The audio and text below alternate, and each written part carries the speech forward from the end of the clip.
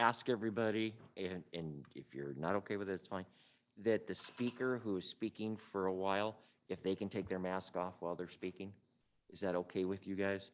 I want to be okay with 100% of everybody. Fine by me. Is that, okay.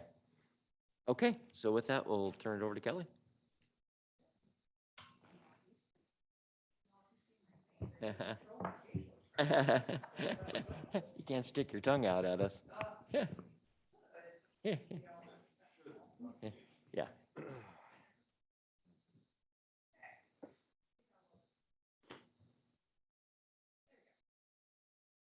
So good afternoon, everybody. This conversation has come to light based off of some requests for us to, at the very least, provide an update of the vision. And there's also quite a few counselors who were not here during the process when it was created. So kind of we'll give a background of the process that we went through, and then get into a discussion of how we have updated it in terms of successes and achievements of it, and then kind of get feedback of what council wants next. And so, already, but there you go. That's what we're going to do today. And so,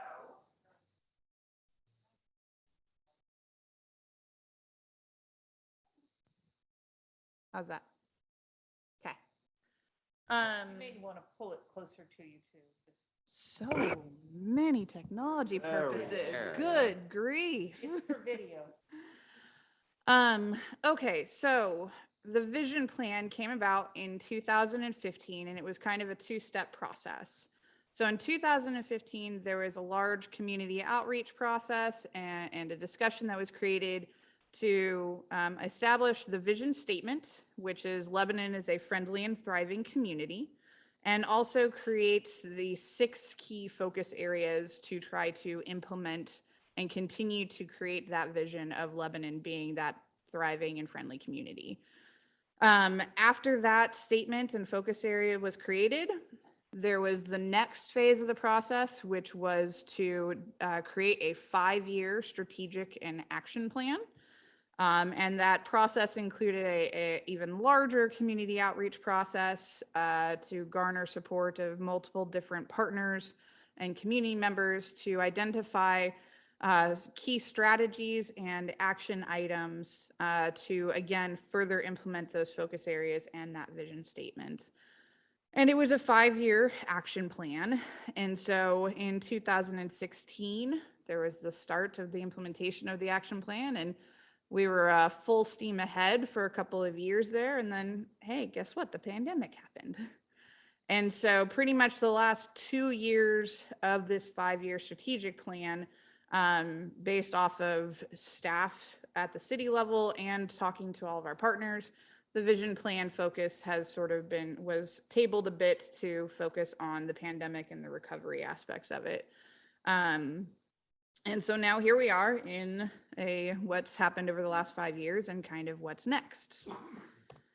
And so for an update, even though we did have 2 years of that time period that was pandemic focused, there has still been some pretty significant achievements in the strategic action plan. There were a total of 80 different action items that were identified. Of that, 48 have already been fully achieved. And then there are 14 that are still listed as ongoing and 18 that have yet to be started on.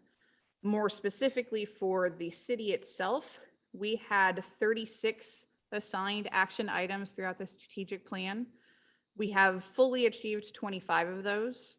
There are 9 that are continuing and ongoing or in progress or have been operationalized. And an example of how that's categorized, one of the action items basically says, solve the wetland problem in the city. Well, Oof. yeah, solved. I'm just not going to call it a wetland anymore, and then we don't have a problem, right? But that's one of those things where we have started a process to work on several different things to try to address it, but it is an ongoing issue, and we are going to continue to work through that item until we have some level of success or some other mitigation process to still have development and growth in our community. And so those are the types of items that are listed as an ongoing effort is we're working on it, but not an achievable item has been reached yet. And then there's only 2 items on our list that have yet to be achieved. They are largely focused based off of financial restrictions. One of them is an implementation item where it says develop and implement a Ralston Park plan to redevelop the park. Well, we have the plan, but we don't have the funding to implement said plan. And so that's half checked off, but half of it's unable to be accomplished until we find a funding source. And so that's kind of where we're sitting on the city side.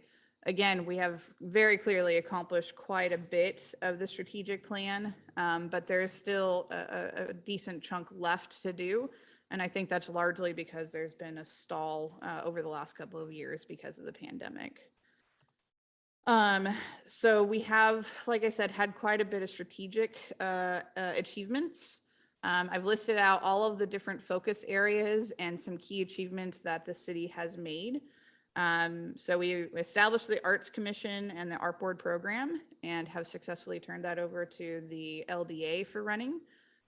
We've also, built Strawberry Plaza. We have implemented and grown the downtown restoration program.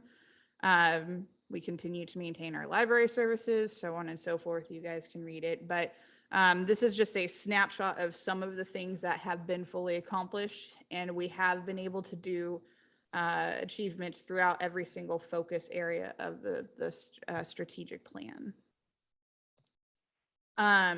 So one thing of consideration as staff has implemented the strategic plan, at least on the city side, is as the plan has come about, we have identified some things of note that would be important to consider as we move forward.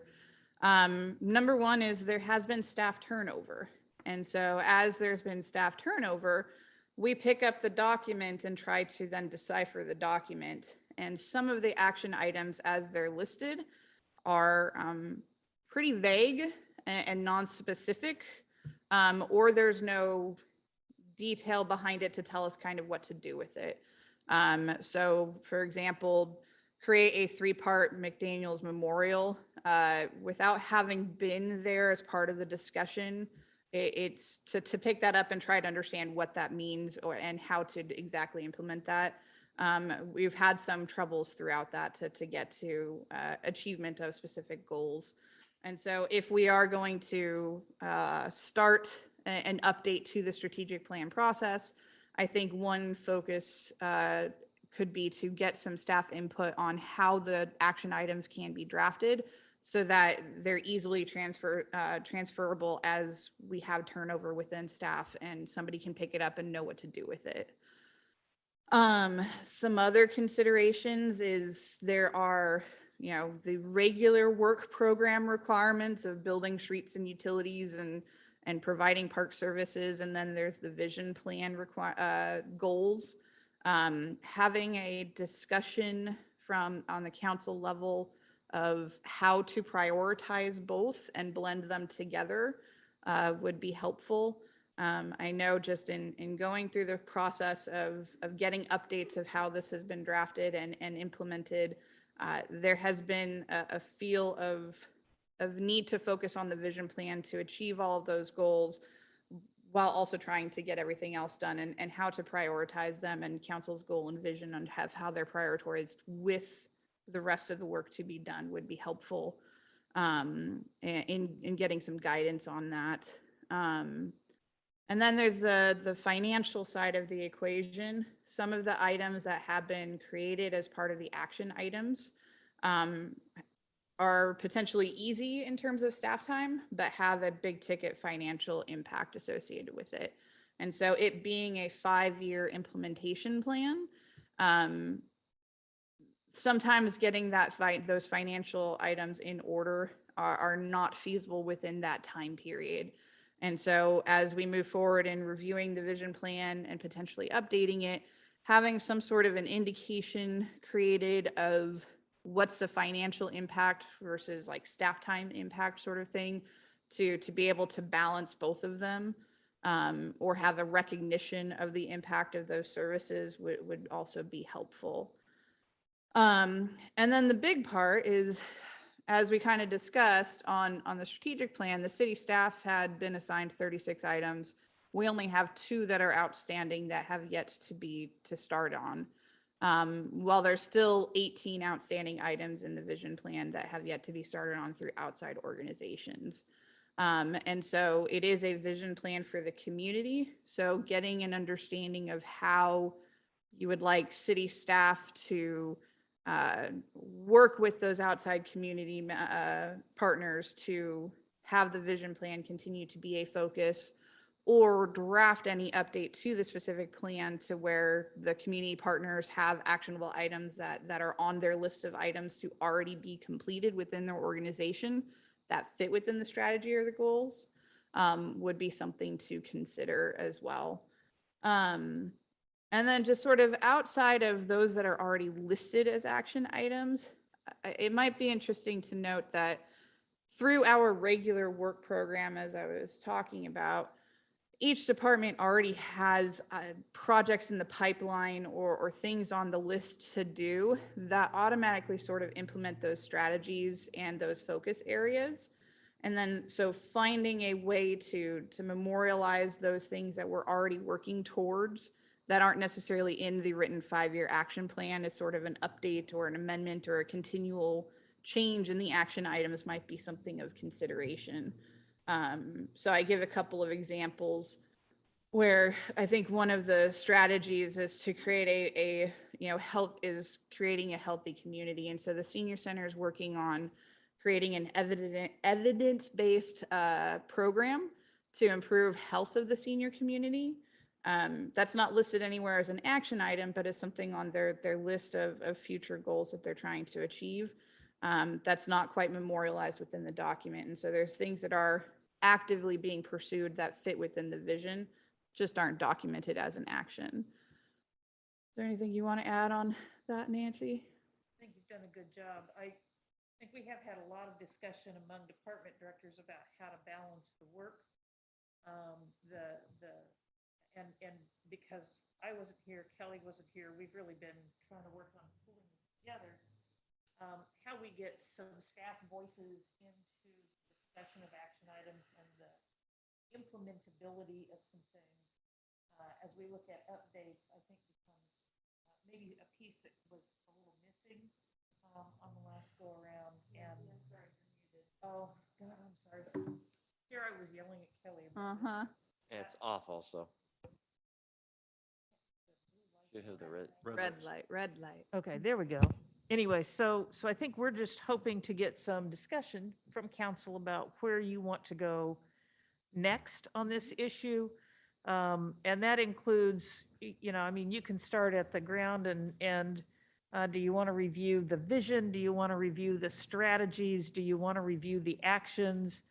Do you want to have us try and complete what's already underway because we lost a couple of years with COVID and we're not done with everything yet, or start trying to move forward, and how broad do we cast that net in terms of talking about additional potential action items to add into this strategic plan, and figuring out how to do that. And that can range from simple, again, as Kelly noted, kind of talking more with our partners, Boys and Girls Club. What do you have in your pipeline that will feed the actions, the strategies that we have for the vision?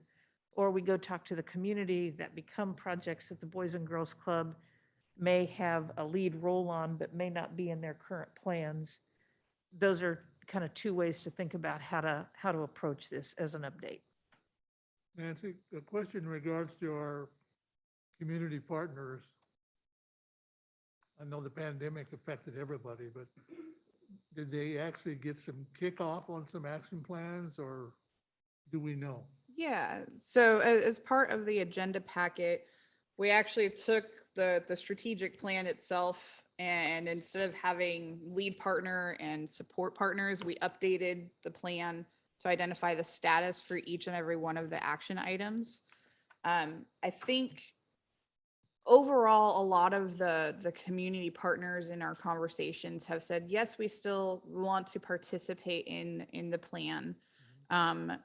Some of them have said, well, we're not working directly on those action items, but something that's already within our organization kind of addresses those, that action item or that strategy. And so we're good with that.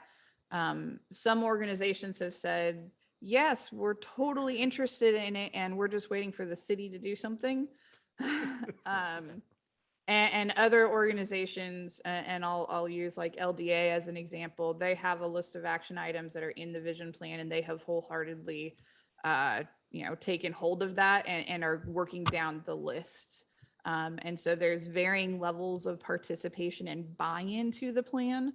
And that buy-in aspect is where the LDA, as an example, has wholeheartedly taken it on and is actively pursuing it. Other organizations have their own vision, have their own mission statements. Yeah. And so they're working on their own vision and their own mission statements, that some of those action items that they create out of that automatically align with our vision plan. And so they fall into that as well. So it's kind of across the board, depending on who you talk to. And again, each of those organizations have also had turnover. And so there's some of those organizations who say, wait, what vision plan? And then when we talk to them about some of those things, they say, oh yeah, well, we're doing this and that sort of thing. And so there's just sort of automatic buy-in as well. Recently, I was asked by a citizen, and it's one of the city's action plan, or is our community garden complete and done? It's full, complete, done, and almost fully leased every year. Great. Well, I appreciate the update and I appreciate the time that I'm sure went into compiling all the info. And I do value the vision and I value what it does as far as the guidance for the city and for the organizations that are tied to this. It's just been such a tumultuous 2 years that I know I know we're struggling, and I know our department directors and their staff are still struggling with COVID and the fallout. And I also know that a lot of our partners in this are nonprofits and are smaller organizations that are really struggling too, and struggling to keep their organization afloat, let alone put work into a massive strategic plan like this. So I personally don't know that this is the time to scrap the plan and go back to square one of let's redesign this vision just because we've hit the 5-year mark. I really feel that the pause of COVID should apply to this. And I personally like the option number 1 listed in here for potential routes for us of pausing this and waiting until we're out of this. I don't think that trying to even redesign this or touch this up with any significance during COVID, and even as we come out of COVID, I feel like we're going to be busy enough, and our staff and our departments will be busy enough coming out of COVID, and whatever that looks like and whatever that means as we deal with OHA and deal with the state, and deal with county regulations. So I just think maybe the pause is the best option, and we hold off on really doing anything more than exploring and maybe communicating with our partners as to, where are you at, or where do you see yourself in 2 years with this? Because some of these smaller agencies, I know LDA has done a great job, but they're the exception, not the rule of organization and I guess staffing and manpower, for lack of a better term. Some of these places just don't have it.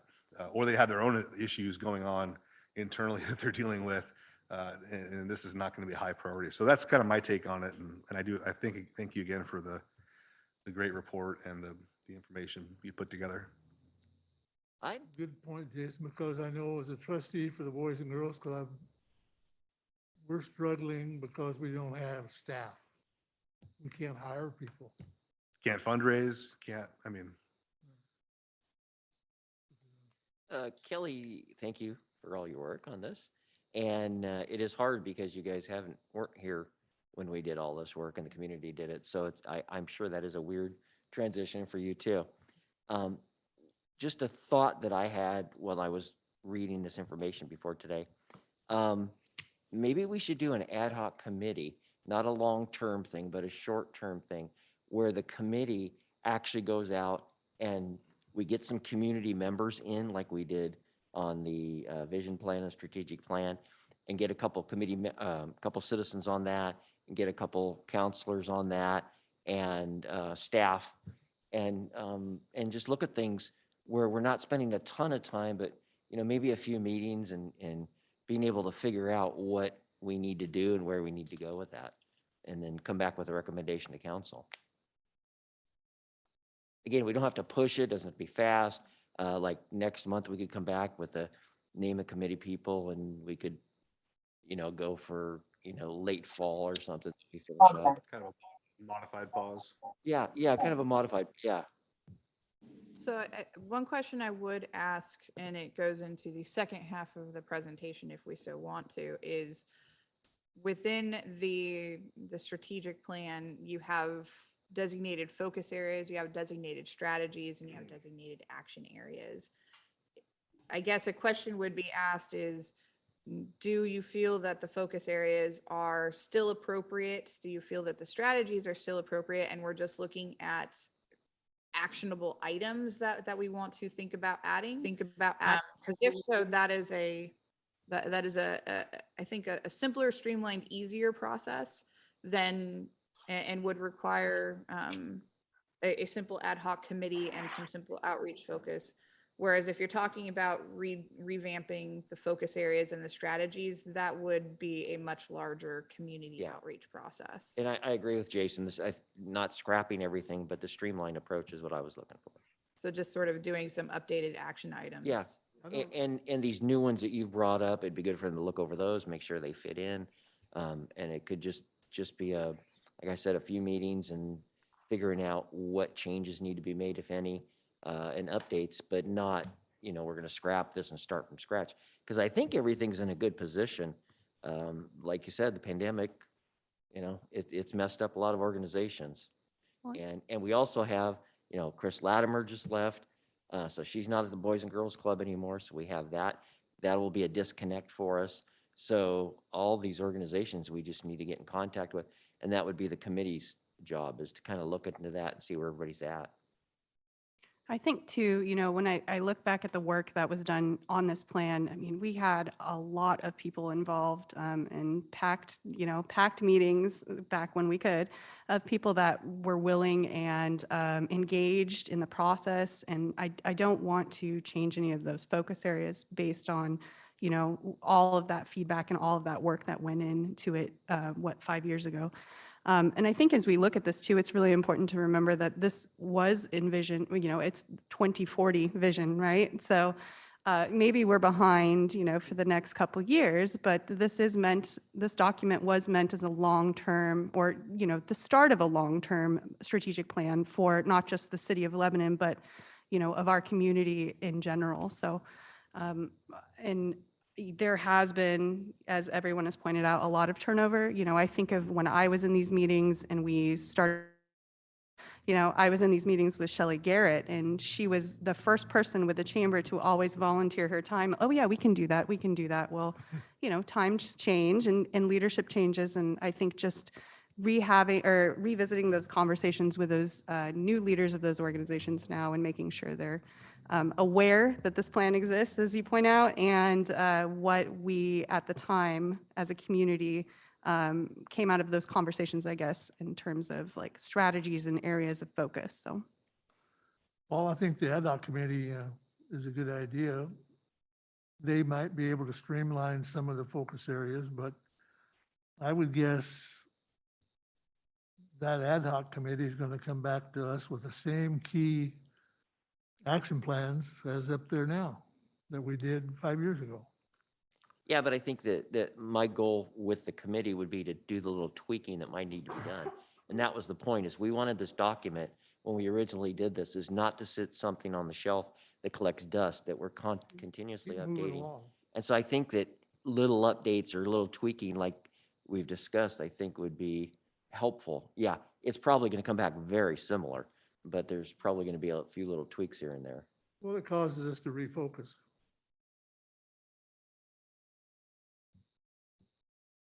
Good idea. Anybody else? I have a complicated, multifaceted question that I can only. Your mic's not on. It's, Or Turn it red. oh, You don't want to turn red. Huh. There you go. it's red. Oh, it's red? Different position than mine. Not as bright. I have a very complicated, faceted question for everybody. And I think I know the answer, but the question for me is, does Lebanon want to grow? Does it want to grow in people? Does it want to grow in financial stability? Does it want to grow in all those areas that I'm not even mentioning now? And for me, looking at these categories, I see the lack of tourism and the lack of marketing of the things that we are already doing and the things that we could be doing. And I've talked to a lot of people, and everybody seems really, everybody seems to agree that we need to do more to get more heads and beds in this area. We have a lot going for our little town. It's a beautiful town. We have great people here. We have some activities. We have other things that we're not taking advantage of. And I kind of dedicated myself to continue to have this conversation. It's been kind of put on the back burner for some personal reasons and for what's going on with the pandemic and all that. But I want to continue this conversation because I don't see that these categories need to be changed or deleted, but possibly even augmented with the idea of we're growing. West Side Interceptor started, and we need more people to move here. And tourism kind of plays into all of that. Activities that people come and say, hey, Lebanon's not a bad place to be in, or the fact that we have, we can't move water closer to our town.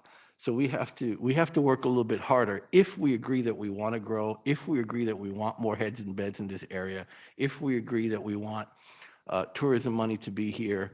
I feel that personally we're leaving a lot on the table, or off the table, if you will, because we're not taking advantage of these things. And we have a lot of partners that do their own thing, but can also help us do that without incurring more costs to the city, without incurring too much more work.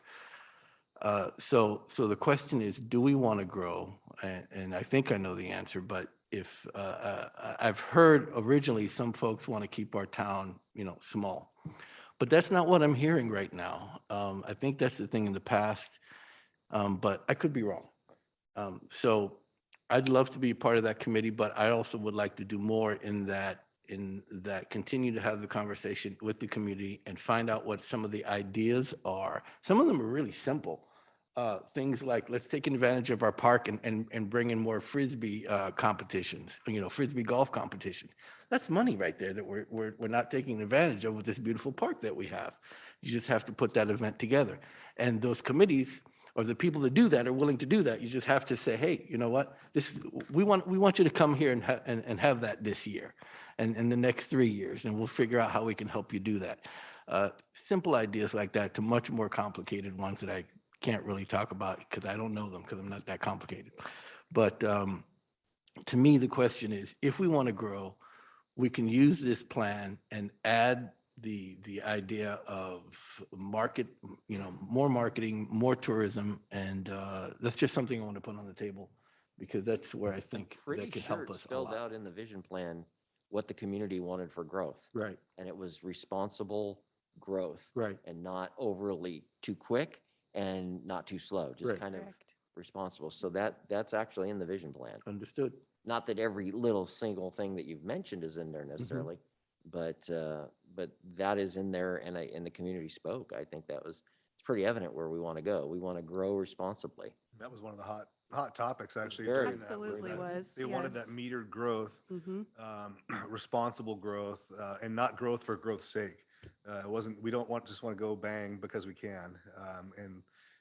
We, that was what I took from it. And that's why one of those areas one of those focus areas became the small town values, because that was really made clear to us in that process that Yes. we don't want to be Albany, we don't want to be Corvallis, Mhm. we want to be Lebanon, we want to have responsible growth like the med school, things of that nature were highlighted as good opportunities. So I don't know that. I think if you approach it with the question, do we want to grow? I think you're going to get more no's. Well, I knew the answer. It's just Yeses, that yeah. I want to bring to the table that I don't think we're doing, or not that I don't think we're doing, but maybe we can do some different things and think outside the box to help that stable growth, especially in the areas that are mean- going to help us financially. I agree, and I think we are growing, and I think if you look at our economic development and you look at our planning department and what's happening in Kelly's world right now, it is nothing but growth, and that is not the norm throughout the valley either. So, in a way, Lebanon's been like this for the entire time of the recession, pretty much from 2010 on. Yeah. We've been the little engine that could, for the most part, and other areas have suffered. So. I'm seeing a ton of development. I'm seeing a ton of growth, and I'm seeing a ton of beds for heads coming in. And when I say a ton, I'm talking thousands of rooms, of bedrooms coming into this town, and also commercial growth coming along with that. So I think that's happening, and maybe Kelly could speak to the pulse of our growth and development right now, but. So economic development, we're going to have a whole presentation on that in a little bit here.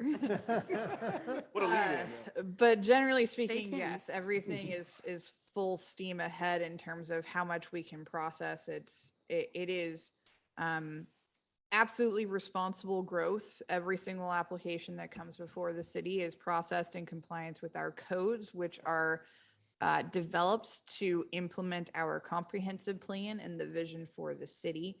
And yeah, in the last 2 years, we've approved 526 apartment units, and we've approved 56 subdivision lots for development, and we have more on the way in terms of people are choosing to live here, which means that Lebanon is a desirable place for people to be. And there's many reasons for that. There's a new population basis coming in. There's a larger demand on housing based off of the continuing growth of our wonderful partner of the university. And it has been measured responsible growth. The heads and beds that the counselor is talking about, though, is heads and beds equals tourism transient tax lodge dollars. That we can use and continue to grow our tourism facet. So that aspect would have to come with a great level of study and care. Bringing in tourism is a great thing if that's what the community wants, but there's a mix of analysis that needs to be done. What's the type of tourism that we're bringing in? What are our assets that are going to bring in outsiders to our community to want to stay a weekend and then go home and leave us alone? And also, what does that tourism aspect equate to in terms of our infrastructure, in terms of our construction, our commercial demand, in terms of our ability to support that tourism with our hotel systems and that kind of thing. And so it's a much larger conversation than simply let's bring in tourism and what does that look like. And there's a number of different facets and considerations to be had. I think that does fit within the focus areas in terms of jobs and growth, in terms of our downtown, in terms of growing arts and culture. And so it could fit within those focus areas, but it's a much larger prospect to take on as a whole, I think. Well, and I think too, when this plan, when the community started talking about it back in November 2014, it was, tourism wasn't necessarily on the top of the radar for any of this, which is why you don't see it in the plan itself, 1,100 people didn't come together and say, we want, more beds and heads at that time. But that doesn't mean that that isn't something as a council that, later on possibly when we revisit council goals, I assume this will happen at some point, that can't be a goal of the council, but I would not feel comfortable modifying this plan to put that in, having been on the participant side of things at that time and understanding that that was not at that time, again, a focus of the conversations that happened.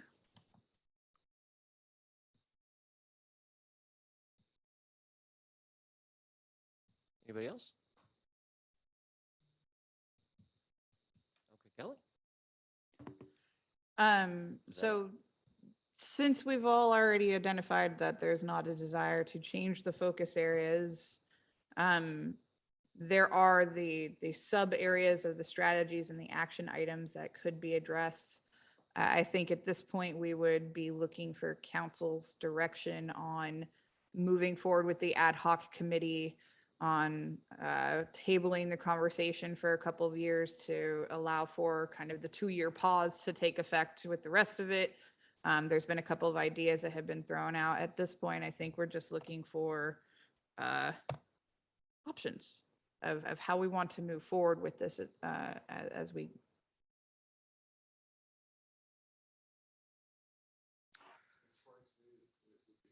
Good to have that ad hoc committee and bring that back to council before decisions made on any of these, so we can see how it would affect. That way, we don't just throw something at you. I know you catch well, but we don't want to throw something at you that hot. I think the tune-up or the pulse check is a good idea, and it kind of ties, it's kind of a, option 1.1, if you will. And, but I do believe the pause is, we paused everything else. Why not this? There's nothing wrong. I agree with Councilor Steinhabel. The people had a plan, and just because COVID popped in and kind of slowed us all down, it slowed everything down. And nothing has really changed dramatically during COVID, but I think some things may change afterwards because of what we find after COVID. And so that's why I wouldn't want to make any changes right now, because perspective, even in 6 months from now, may be completely different than it is now based on how we come out of this pandemic. So that would be my preference too. I also agree. I think an ad hoc committee is a good idea to just do a pulse check and see where we are and give everybody that's on that committee an opportunity to discuss the plan again and revisit it. It's been, I'm trying to think in my previous position when we met on this plan, and I know it was the previous city manager, so I want to say it was 4 years ago, probably. 4 or 5. So I Yeah. think getting those community partners in a room as well as some, members of the public and in this ad hoc committee, I think that's the right move for now. And I'd be happy to serve on that too. Kind of figured that. Yeah. Would times and dates, those are the type of things that'd be affected in looking at this? So I think what I'm hearing is at the next council meeting, we will have an agenda item to create an ad hoc committee and assign council members and work on addressing community partners who could be assigned to that committee as well between now and then. And then we would create through that ad hoc committee an initiating date to be able to have a kickoff meeting and identify the scope of what that would look like. And so I think it would be based off of what I'm hearing, the direction is to come back next month with community members that would participate in the ad hoc committee, and then council can assign the members that would participate in it at that time. To which I would say, if you think there are some good community members, that somebody that you think we really ought to have on, shoot a name so that we can do some outreach and see if we can find, kind of pull together interest. It would be kind of nice maybe for you all to have several names to choose from even to consider. So here at council, looks like you're interested and you're interested. So anyone else interested in that committee? I think two's reasonable enough. from that. I'd like to be on it too. So we'll take us and then I'll work with Nancy in the meantime and we'll bring back some community member names and staff. Perfect. Thank you. Thank you. Oh, that's weird. Yes. And now I think we have a break. Okay, at this point, did you have anything else, Kelly? No, thank Okay. you. I'm good. Sure. Sorry. All right. The, what was that we just had? Work session is adjourned.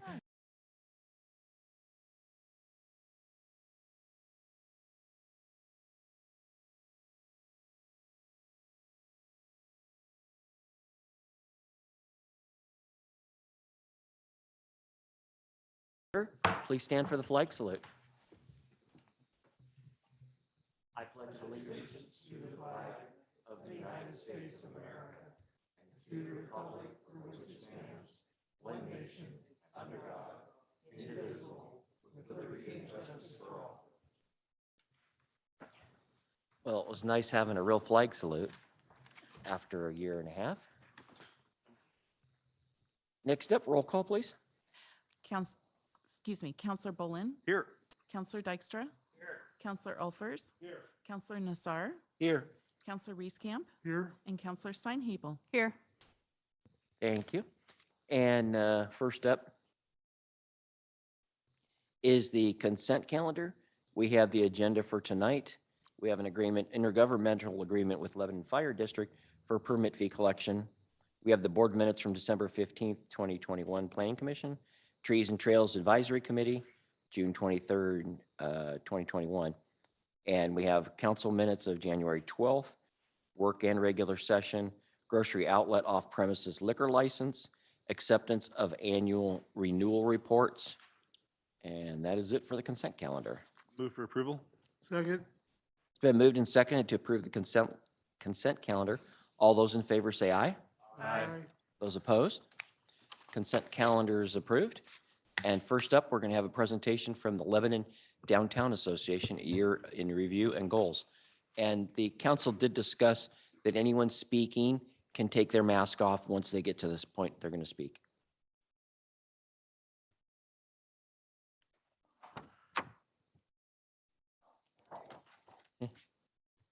Look at that. All right, y'all can hear me? Yes. Wonderful. All right, so I did not do a wonderful slideshow presentation this time. I went ahead and just did the handout like I had done last year. So I'll just kind of really quickly kind of go over everything because you guys can read most of it. Downtown, despite the pandemic, still was hopping. And that was a really good feeling. We had, let me just start, I just want to start with our volunteer hours. You can see we had reached almost about 2,000 volunteer hours. And that is because of just all the effort of the people who are committed to the organization to see the downtown thrive and who are committed to the business community. So that right there was huge. I think we've steadily increased, but we definitely jumped from last year. But because of all those volunteers and their time, we were able to put on 9 First Fridays. We only had to cancel 2 just because of the pandemic. And so that isn't that bad. We had 9 Summer Bands and Brews, which we had started from July to August, just because of pandemic cutting some time. And then we were able to bring back our concerts in the park, and we were able to have 9 of those concerts as well. And we were able to bring, I would have to say, people from looking at the analytics, because I do Eventbrite for even our free events. We were able to bring people down from Portland, Salem, Eugene, because people were looking for something to do during this pandemic, and we provided that as community. And because of it, we saw a great turnout at our events. So let's see. And then also, of course, we had our flags along Main, and one of the favorite community ones, downtown Trick or Treat, excuse me, was up and going. And our businesses, I felt like home again to them, to be able to have the kids out in their costumes to see them. We appreciate, of course, the fire department being there. because that's huge for our kids. And it was really missed the last year. We have, and that was through our promotions committee.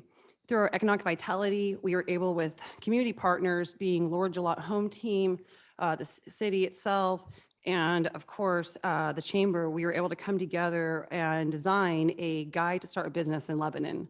This doesn't just focus on the downtown district. This focuses on anywhere from leasing, buying, to starting from scratch, breaking dirt. Right now, it was developed with a thought, with Rain coming out with their videos highlighting our small communities. When we had initially created the guide, we wanted to make sure we could present that in that video, just saying, we're Lebanon, we're here to help. We come together, we work together to make it easy for you to start a business here. Right now, that creation is currently in review by the city to make sure, all the ducks are in a row. So when people are getting information how to approach the city, they're approaching it correctly. And of course, we were able to, through our economic vitality, and of course, with the city's help, attaining the PPE, we were able to get that distributed and had other community members to get that out to our downtown businesses, which was a huge help. And to kind of give, I don't know how many, other than Paul, how many people here have been a small business owner, and of course, GAM, but they were really divided this last couple of years between trying to manage and run the business, being the only operator, and trying to stay afloat. And the fact that they were able to give their time outside of running their business, a lot of times, and not just their time, but also the resources, really helped and stabilized the downtown association. And so things like our PPE distribution really did help with that overhead. They didn't have to worry about it. And then they didn't have to worry about, where do I find it? We provide that as a city. And then you guys utilized us as a partner to get that distributed. And it was really, it was appreciated. And kind of along within those lines, I would have to say another attribute to our partnership in this regard is how well visible we've been seen nationally, and of course, just here in Oregon. I sit on the weekly Main Street calls, or I go to conferences, and I know I said this to you guys every time, but for everyone that's watching as well, we are really fortunate in the community that we have. We're fortunate we want to work together. We're fortunate, even the workshop session, it talked about community partners. We bring people to the table and their expertise. And I have to say, I just appreciate it because it has allowed us to continue to move forward, is the partnerships. So in our design, we were able to kick off our community cleanup day.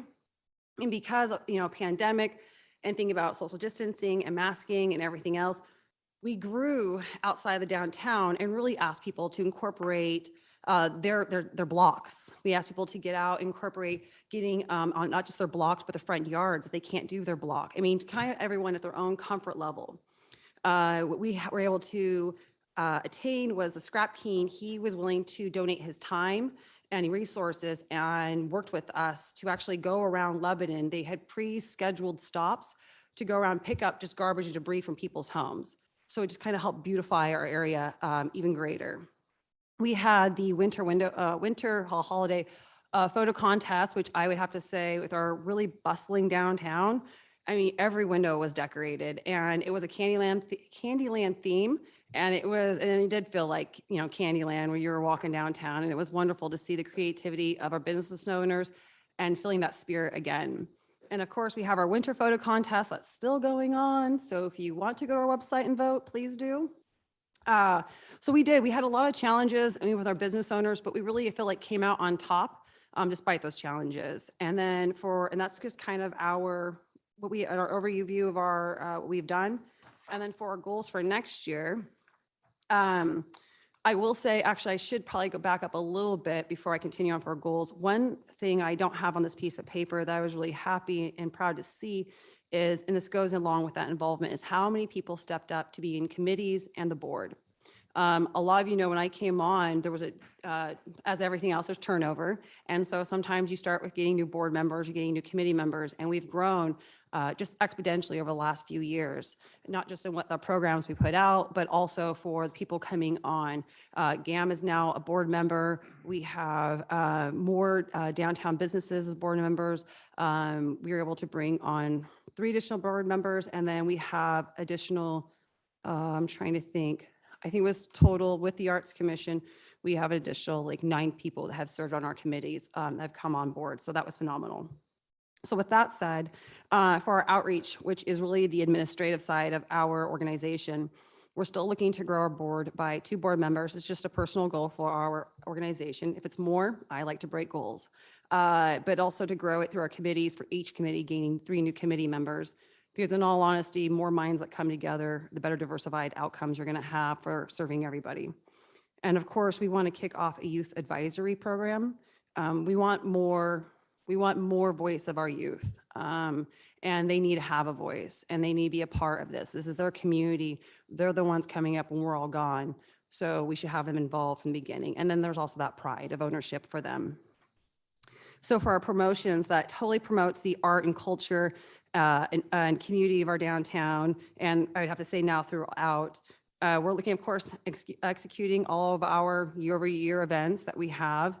Jingle Bell Run was not done this last year. I was actually in the hospital for a little bit, just okay, healthy. Obviously, I'm here today. But, you know, time we have to take away from work, it does not give you time to do other things. So that was kind of like, what do we give and take? That's what we cut for 2 years in a row, sadly. But like I said, next year, we're excited to have that come back. Because we've taken on the Arts Commission, which we're kind of calling an art committee at this point, because no one's commissioning any of the members, we have New at the Plaza that will be kicking off. And kind of keeping with our current concert series, we'll have that from July to August, just because of how our finances are right now. So we'll keep that going. And then, of course, we're coming up with, what we're excited about is a Family Pride Day that will be held at Academy Square. Give you guys a little understanding about this and what this is here. So this is a day that we can have to celebrate what it looks like for family and for all families. A lot of time, I'm assuming when I've used that word family, most people saw their nuclear family, their mom, their dad, their siblings. But we realize in this community that we have diversified people and cultures. So we're looking to promote and celebrate a day where we are promoting the families that are part of the LGBTQ+ community and have education, resources, because the other part is living rural. We don't have a lot of information. So we need to educate to get people up to speed, and so our young people don't feel alone either. So we have a lot of families who are excited about this. Our group, oh goodness, this group is being led, and I think most of the counselors have met Tammy Cockram. She was with the city of Hillsborough with the diversity inclusion, and so she's helping us to be able to put this event on using her expertise and knowledge, which I greatly honestly appreciate. Because it's something I think I've talked to a few of you counselors before about a couple of years ago, but now that we have the steam and the people, we can pull it forward. So we're excited about that. For our design committee, this is all about just creating an attractive image. So as we promote our downtown, that aesthetic feel. Of course, to hold our year-over-year winter photo contest and our holiday window contest. And of course, now that we have the arts committee, we have the art boards that we're going to be continuing and having seen more art in downtown, but we're also growing that program. And this was discussed a few months ago when we sat in conversations.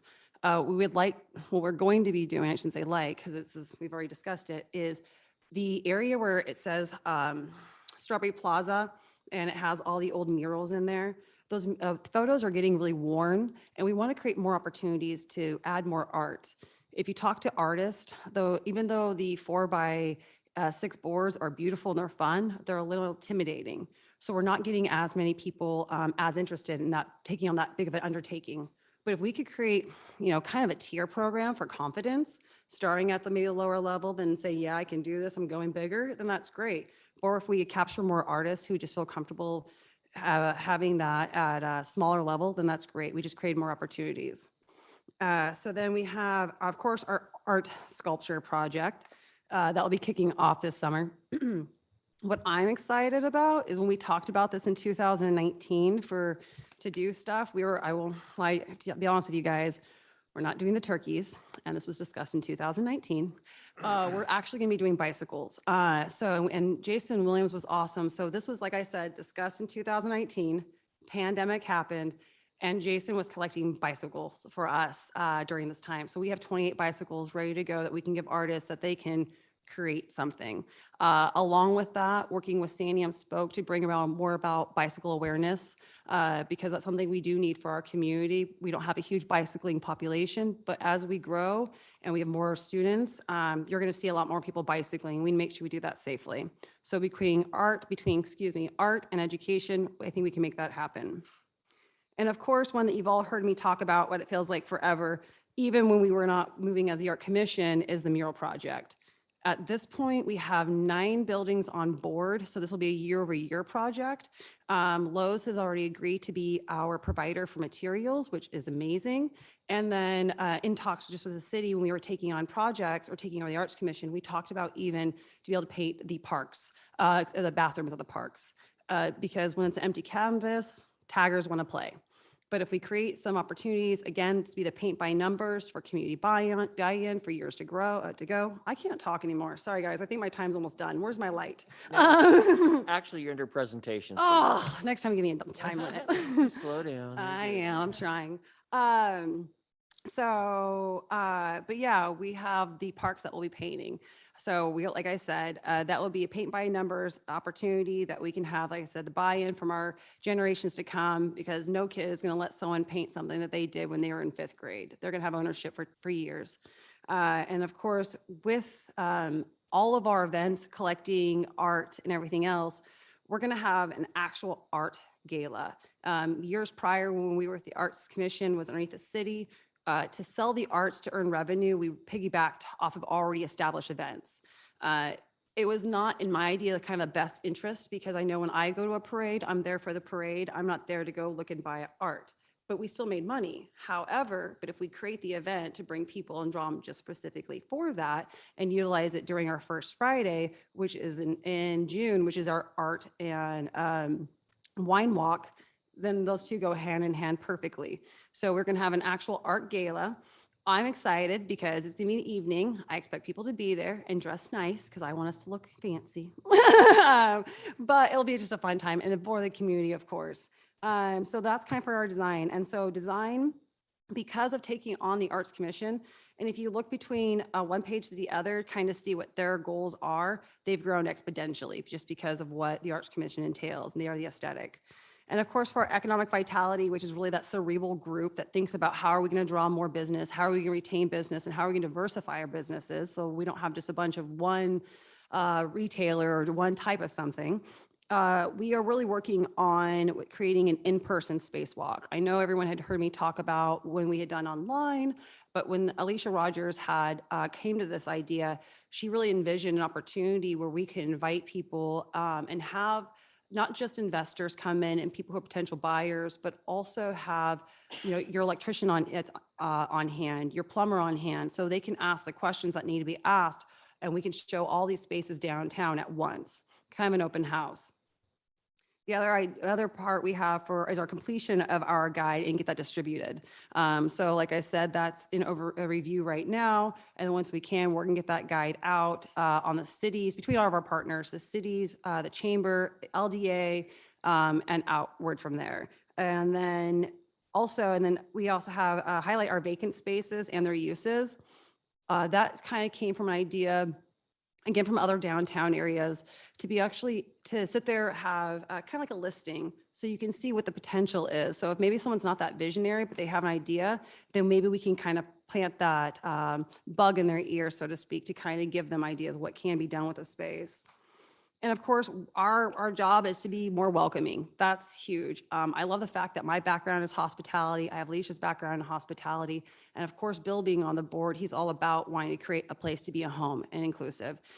So we want to be able to make it be about welcoming our businesses, making it easier for them for when they start, they feel like they have everyone behind them, and that they feel like they can make it happen seamlessly. So creating a business welcome packet. So our downtown businesses, that doesn't just include the downtown information like First Fridays and our events, like be ready for downtown trick or treat, expect 4,000 kids, buy lots of candy, not just those heads up, but what are we doing as a community? What's going on? So we can actually make people feel that they're welcome the moment that they open the door, if not sooner. That is kind of where our goals are at for this year. Like I said, we would not have been able to complete what we've accomplished if if it wasn't for all our volunteers and their tireless effort.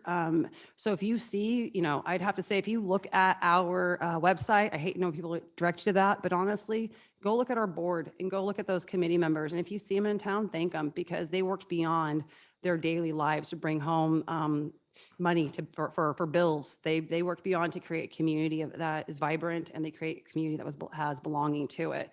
And I appreciate all their help, because if it wasn't for them, I'm a one-person show and I couldn't do it on my own. So anyways, that is my presentation. Do I have any questions?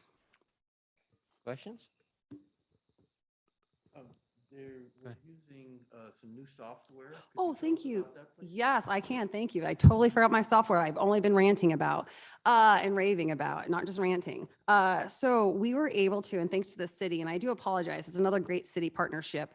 Thank you, Gam, is that we were able to get a grant that was able to help promote arts in our community.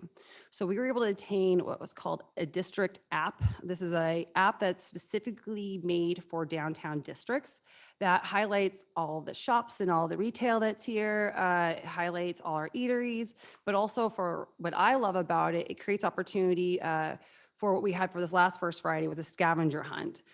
So we were able to, a digital app, people can download on their phone, select Lebanon, have a contest or have a tour. So we can now take this app and, like I said, create a scavenger hunt. We can create walking tours. So we can be able to utilize that for like historical walks or something like that. So we have a lot of opportunity. We have about 9 of these devices that I have that go in businesses that are portable. They're Bluetooth devices that when you walk into the business, in this case, what we had for this last First Friday, you had the clue, and this was a simple picture and some verbiage, and then they would go to the business. When they walked in the business, the device automatically registered, and some work of art came up, and we chose pieces of art, not just that weren't locally, but they were throughout different time periods, just to show the diversification of art throughout the years and from different artists. And then of course, like I said, we will be able to utilize this for this entire year, and it's something I would hope that we would be able to grow so we can have for more of our businesses, because it was something that people really did appreciate. And we have a lot of opportunity with this, like voicing, video. It's my promotions team's excited to play with this. And it was, and it's be fun to put together. So yeah, so again, thank you guys. I mean, that was through the city helping working with us to attain a grant. But if it wasn't for that, we wouldn't have the technology to move forward. But we are still going to have paper passports, just to throw that out there for anyone scared that they're going to have to put something on their device or use their phone in another application. We'll still have paper available. But if you want a more immersive experience, you definitely want to get the app. I don't know if you got my email, but your newsletter was very well done. I did, and thank you. I'm sorry I did not respond. Yeah. I'm sorry. And that's the first one you guys done? No, we've done a few. I'll be honest, they've been a little hit and miss depending on where we were at the pandemic. I primarily put the newsletter together. So it's been really more on my scheduling, and that's the first newsletter we had, I want to say, for at least a couple months. So I do appreciate that you enjoyed that. It wasn't too terribly long. Good, thank you. I appreciate it. And there'll be more of course, that to come, especially as we're growing sponsorship. So I can't help but throw this out there. So if people are interested in sponsoring, we of course take that. And with that said, all of our efforts that we're putting forward, us taking on the Art Commission and continuously growing, we've had exponential growth, bringing in people from different communities. I've not just came here to give you guys an update, but I'm also, of course, here to ask the city for their continuous support. Year over year, we've always come to you, and I'll be honest, usually it's my board, my president, but sadly, my newest board president, Jeannie Davis, she's working and teaching a class, so she's not capable of being here with me. So I've come to ask you guys if we could still, the city and the council, if we could still support the Downtown Association. Year over year, at least the last couple of years, when you guys have been able to fund us, we've asked for $25,000. We're asking for $30,000. And that's just to continue the efforts and the growing efforts that we have, the programs that we're putting on, and the continuous people. And as we grow heads and beds for those tax dollars is what we're looking for, to be able to do that too as well. So if the city, the council would consider our request for $30,000 to continue the efforts that we have going on downtown, I know not only our business would appreciate it, the organization, all the volunteers that would appreciate it, and myself, But really what we can create together for community, for belonging, I think we don't want to see that to lose that momentum. So if you guys would make that consideration, we would greatly appreciate it. So yeah. Very good. Any questions? Okay. Thank you guys. Okay, Appreciate you. Thank you very much. Thanks, Kathy. Did anyone want to discuss the money amount? We usually do that during budget time. What's that? Don't we usually do that during budget session? I can't hear you. I'm Don't we sorry. usually do that during the budget session or? Yeah, Like that's usually, we yeah, push yeah, it. that usually is. You're right. Yeah. Okay.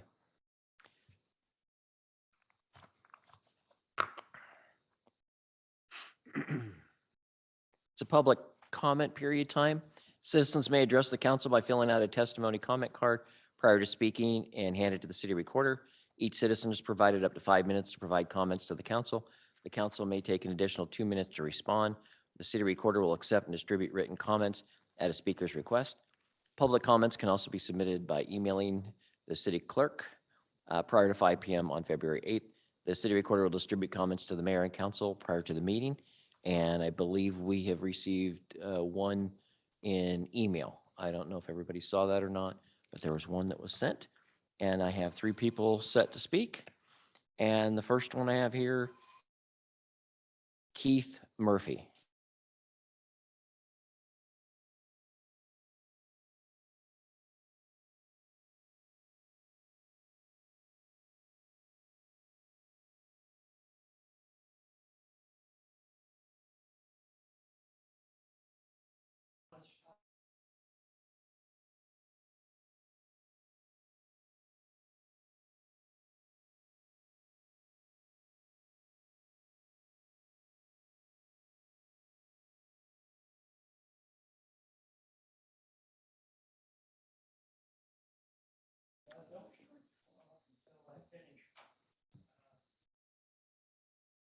Last time I was here, it's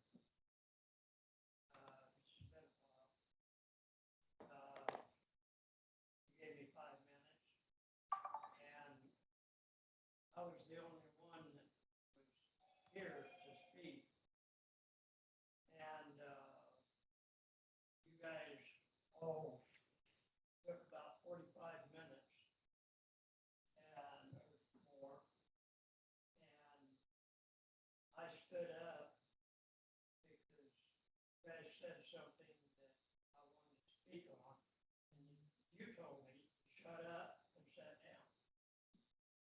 And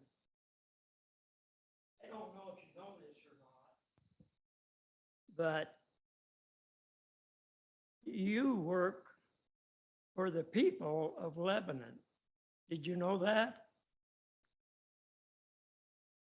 Yeah, we know. Hello? Yeah, Yes? we know that. So I want you to know that you don't treat us like trash. When we come here, we expect to be heard. I was really upset about that. You treat us as if we don't even exist when we come here. And I'm the only one that ever showed up. And I've been here 5 or 6 times, and I was treated like trash. And I don't expect that to happen again. I came here because I expect the city to work like it's supposed to. Now, number one, I'm going to start off with our founding fathers. And I do expect a little more than 5 minutes, so bear with me. This is John Adams. Our Constitution was made only for a moral and religious people. It is wholly inadequate to the government of any other. Now, that's just one of many. I'm going to be bringing up a lot of these. On page 26 of your books, if you have them in front of you, I suggest you get it if you don't. Action description on page 26, 11.2.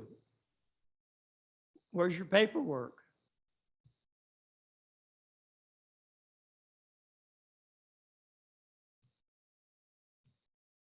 Where's your paperwork? It's on the computer. Okay. It says, action description, develop a strategy to eliminate the obstacle of wetlands mitigation to development. You can't eliminate the obstacle of wetlands. How are you going to do that?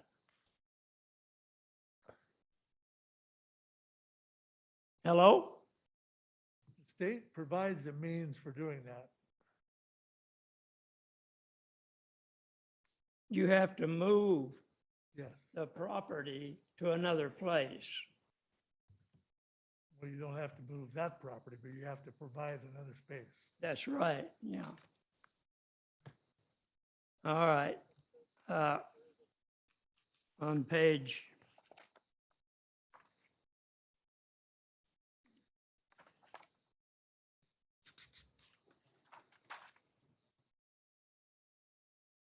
#29, increase awareness and opportunity for supporting increase awareness and opportunities for supporting volunteerism. Oh, that's not the one.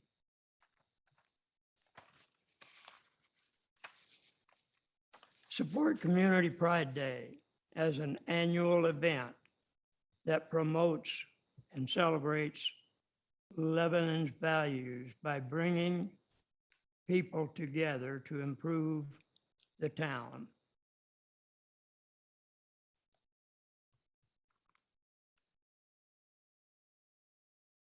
Leviticus 18, beginning with 22, verse 22. Thou shalt not lie with mankind as with mankind.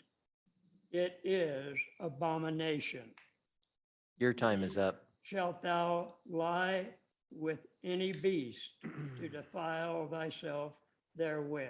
Keith, Neither your time is up. shall any woman stand Your time before is a up. beast to lie down, therefore, thereto. It is confusion. All right. Your time is up. Thank you for speaking. No, I got one more. No, your time is up. You're done. No. Yes, you are. You're done. Everybody gets 5 minutes. Who You're gave, no who exception. gave you the authority to tell me I have only 5 minutes? The city council The did. council's given him the authority, and under the rules, they don't even have to Roman? give anybody the right. At this point, you're becoming disruptive, and we'll ask you to be Right. removed. You're becoming disruptive, and at that point, we can have you removed if you don't cede your time. In Roman. Is that what you would like? What? Would you like to be removed? I haven't even started yet. Your time is You're up. done. Time is up. Why did she get 15, 20 minutes and I We're only not get gonna, 5? we're not gonna have a dialogue. Your time is up. You don't like the scriptures, do you? You can go outside, and and anybody that wants to listen to you can listen to you, but your time is up here.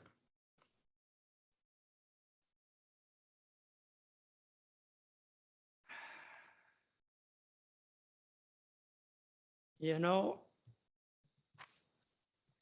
I leave.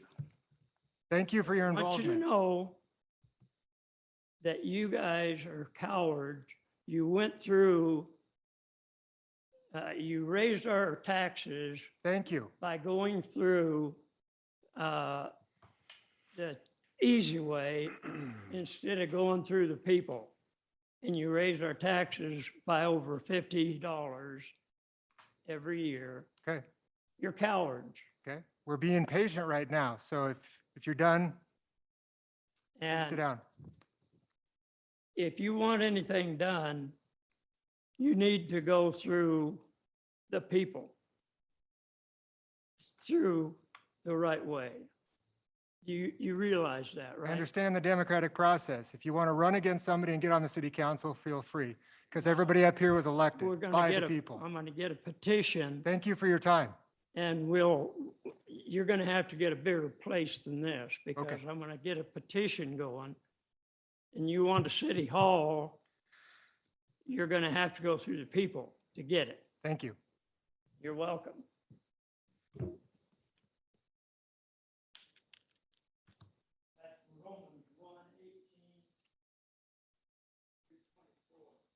Okay, next up is Nate Conroy, Oregon Rain Program.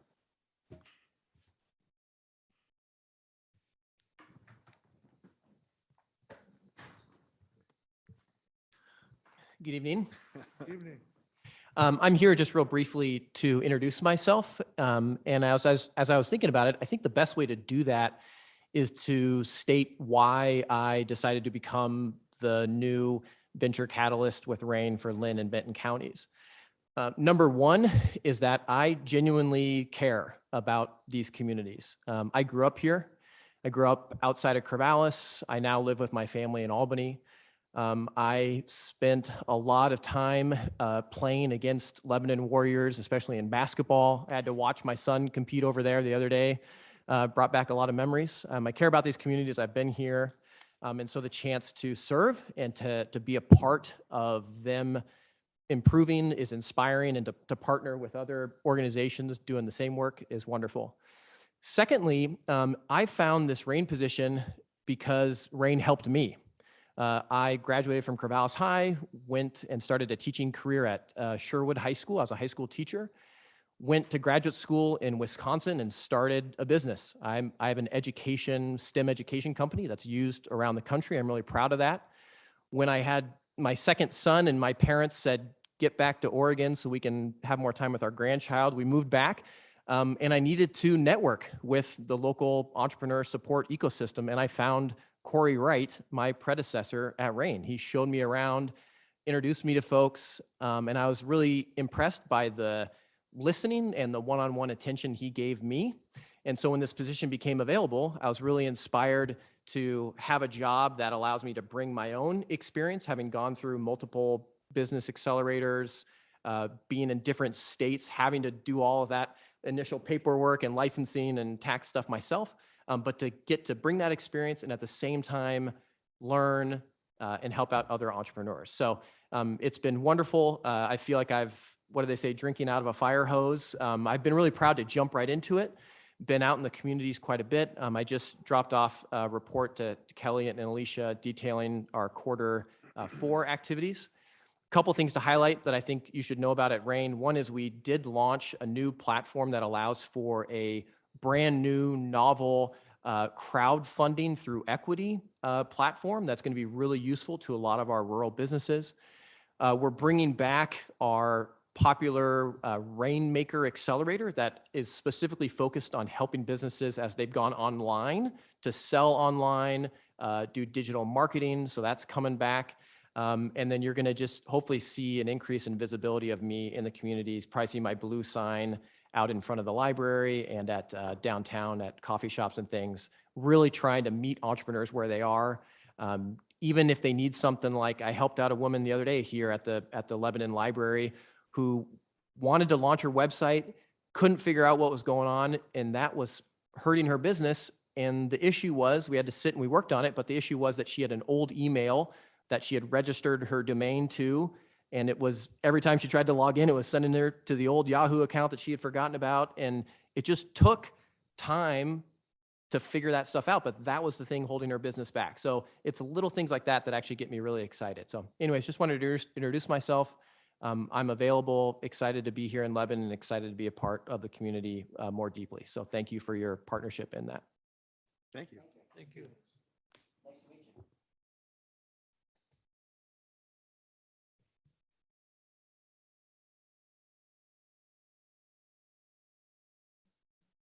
Next up, Cindy Petter.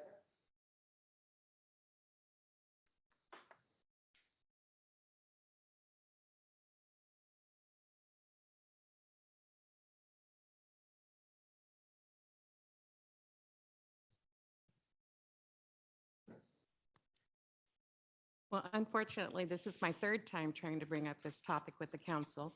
The first time, thank you to Councilor Person Michelle for discussing it December 8th of my accident at Grant and Main Street.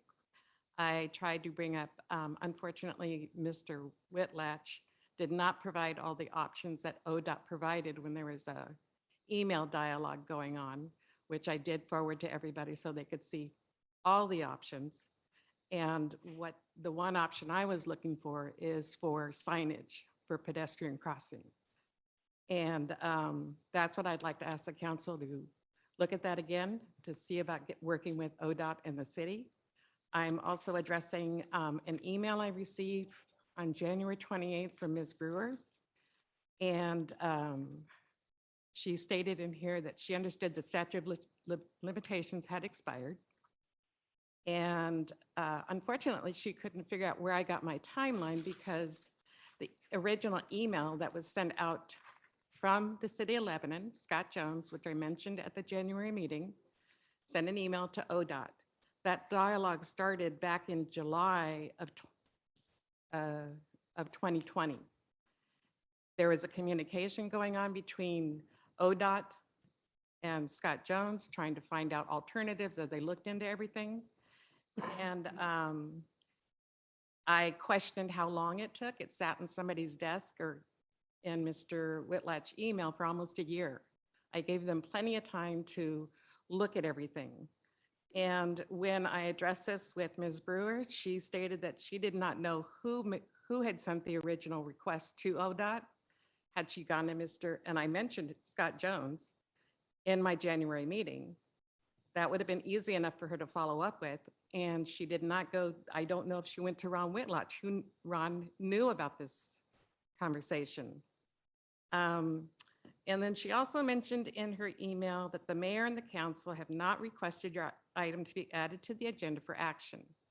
However, how can a decision be made when Mr. Aziz closed the conversation because of potential litigation? And I understand that Mr. Kennedy, you weren't here, you were on the road, and you wanted to look into it as if what the timeline was for a tort claim. I knew it, I knew I was right, but I was waiting for some response for you all to have a chance to review everything and make sure everything was legal. I intentionally waited that long because the city's, I don't know if reputation is the right word, but it's not favorable in the community. And the last thing the city can afford is more negative lack of response. So those are my concerns. And I really questioned, like I said, how can the council make an informed decision without all the facts? And when you told Mr. Aziz and Mr. Kennedy for the council to not discuss it, how did they discuss it and come up with a decision to not add it to the agenda? How can that happen? Was it the city that decided we're not going to add it to the agenda? And I really questioned Mr. Aziz as far as if it was presented in December, why couldn't it? And it was discussed between the council and Mr. Whitlatch. Why did my discussion get shut down? So those are my concerns. I'd like some action into looking into, is this legal? I mean, can you do that? And I'm with the person that was just here. I would rather have a dialogue and a discussion than just the ability to comment. And I think that's what the council needs to do, is look for a dialogue so everybody can come up with a solution. That's all I have to say. Thanks, Cindy.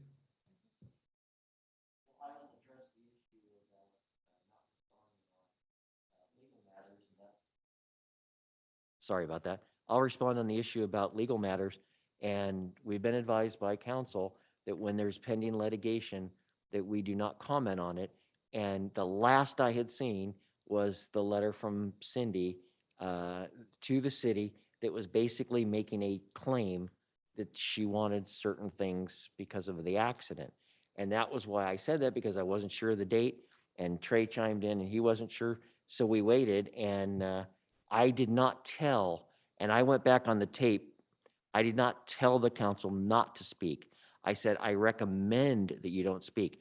Each of these counselors are independently voted on by the community, and I can't tell them what to say. However, I was advising them of what I thought was correct for our behavior as a council. If I could just comment that Sure. the reason it was unclear, because usually a statute of limitations is a fairly clear thing, is that during the COVID, everything that was going on with COVID, they had some emergency bills that were passed related to extending a statute of limitations.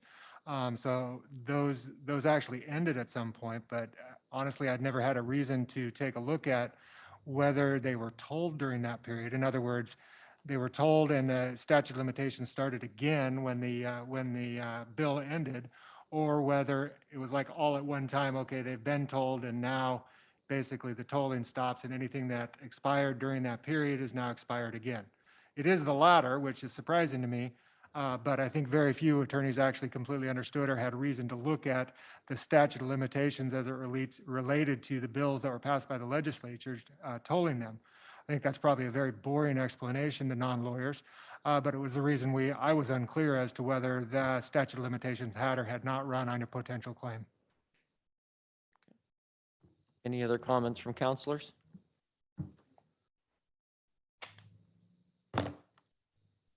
Okay, seeing none, we'll move on with the regular session.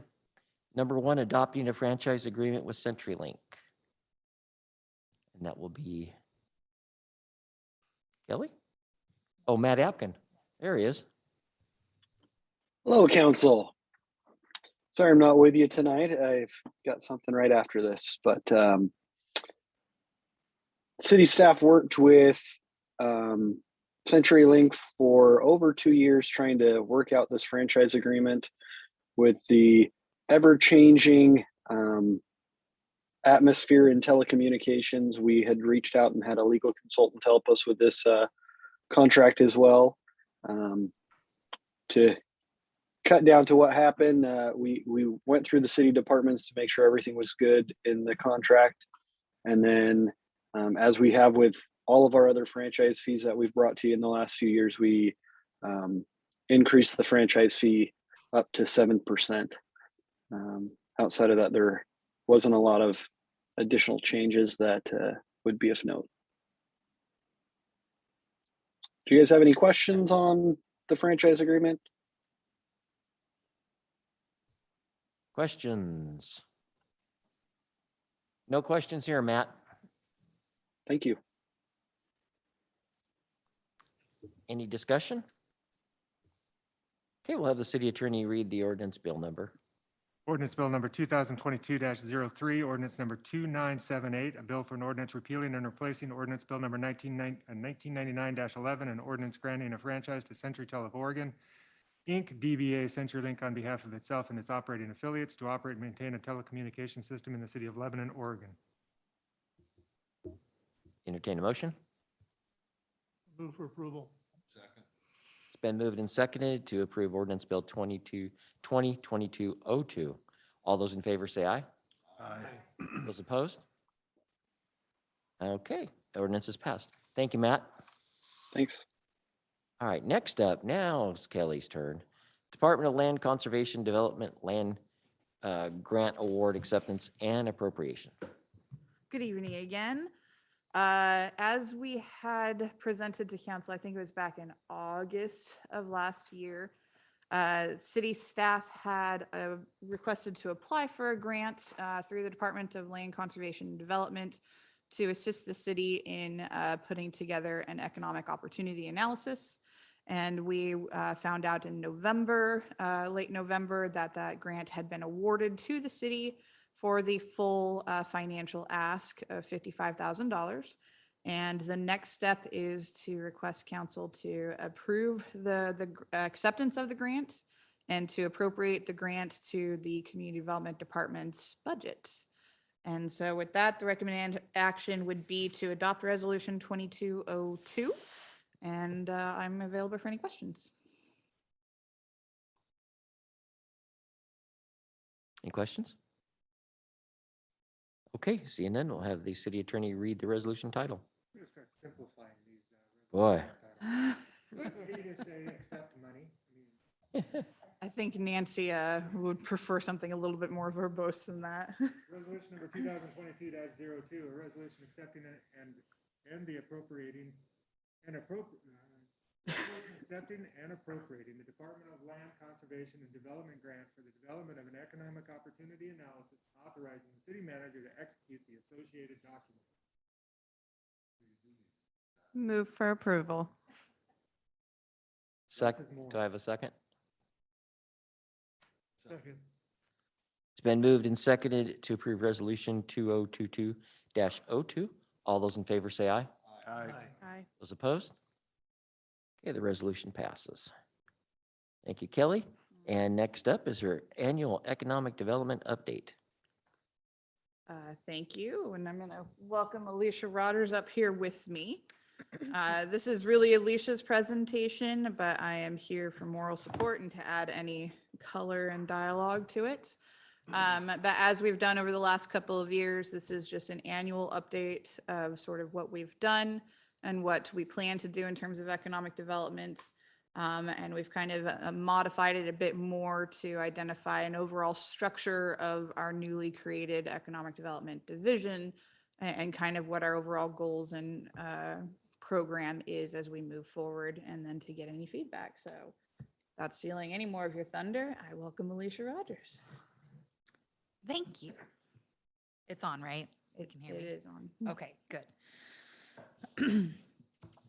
So we're going to talk about economic development and kind of going back a little bit to pre-pandemic. And in 2019 is when I came on board, and my position was created kind of out of the idea from the 2040 vision under jobs and growth, is creating the economic development catalyst position. And I was the person that you guys chose to hire for that. And in that, I was definitely focusing on some of the things that came out of the 2040 vision, the downtown and the jobs and growth. And a lot of those things have been operationalized with my position, so I was able to focus on other things going forward. So in 2019, when we started, I was tasked with downtown building restoration revamp. At the time, that program was just an interest loan, and we'd only had one business take advantage of it in the 3 years that it had been ongoing. So with the revamp, we did the business micro grants instead. And since then, we've had a very robust program, which I'll talk a little bit more about later. But this is an example of one of the first projects of the CUNE and getting their neon lights back up and working during that year. Also networking. Alicia, I'm Yes. sorry, could you move the microphone a little closer? Yes. That's better, thank you. Okay. I've never been told I'm too quiet, so that's interesting. That was shocking. I know.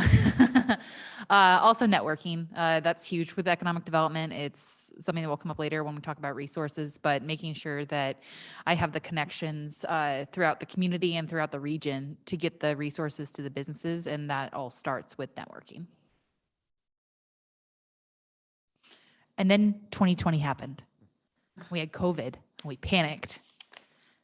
We scrambled, but then we pivot and we recovered, and we're still working on the recovery. But in the background here, you can see we had outdoor dining was a part of the businesses pivoting and trying to adjust to what constraints there were during the pandemic. There was PPE, there was federal aid, the PPP and the EIDL loans. There was CARES money, grants for the county, grants for the city, and trying to connect with those businesses and making sure that they knew how to get a hold of those resources and how to get a hold of those grants. And it was definitely a struggle that we faced, not specifically Lebanon, but a lot of rural communities, a lot of communities in the state in general, just getting a hold of those businesses and making sure that they had the resources so that we didn't have so many of them closing. But that was the focus for much of 2020 and 2021. Most other economic development kind of came to a screeching halt. But we were able to get PPE to the businesses. We were able to, through our connections with Business Oregon, get a lot of free PPE and get that distributed. But we were limited in our way of reaching those businesses just through the listserv that we have through the chamber and through the Downtown Association and who we could reach on the city's Facebook page. And then the businesses, with the help of RAIN, with the help of the Small Business Development Center through LBCC, had to kind of get over their learning curve of how they're going to get their business online, with the limitations of how many people could be in a business and the masking and businesses being shut down in general. They all had to learn a skill set very quickly. So we were happy to have our other partners in our region that helped with that as well.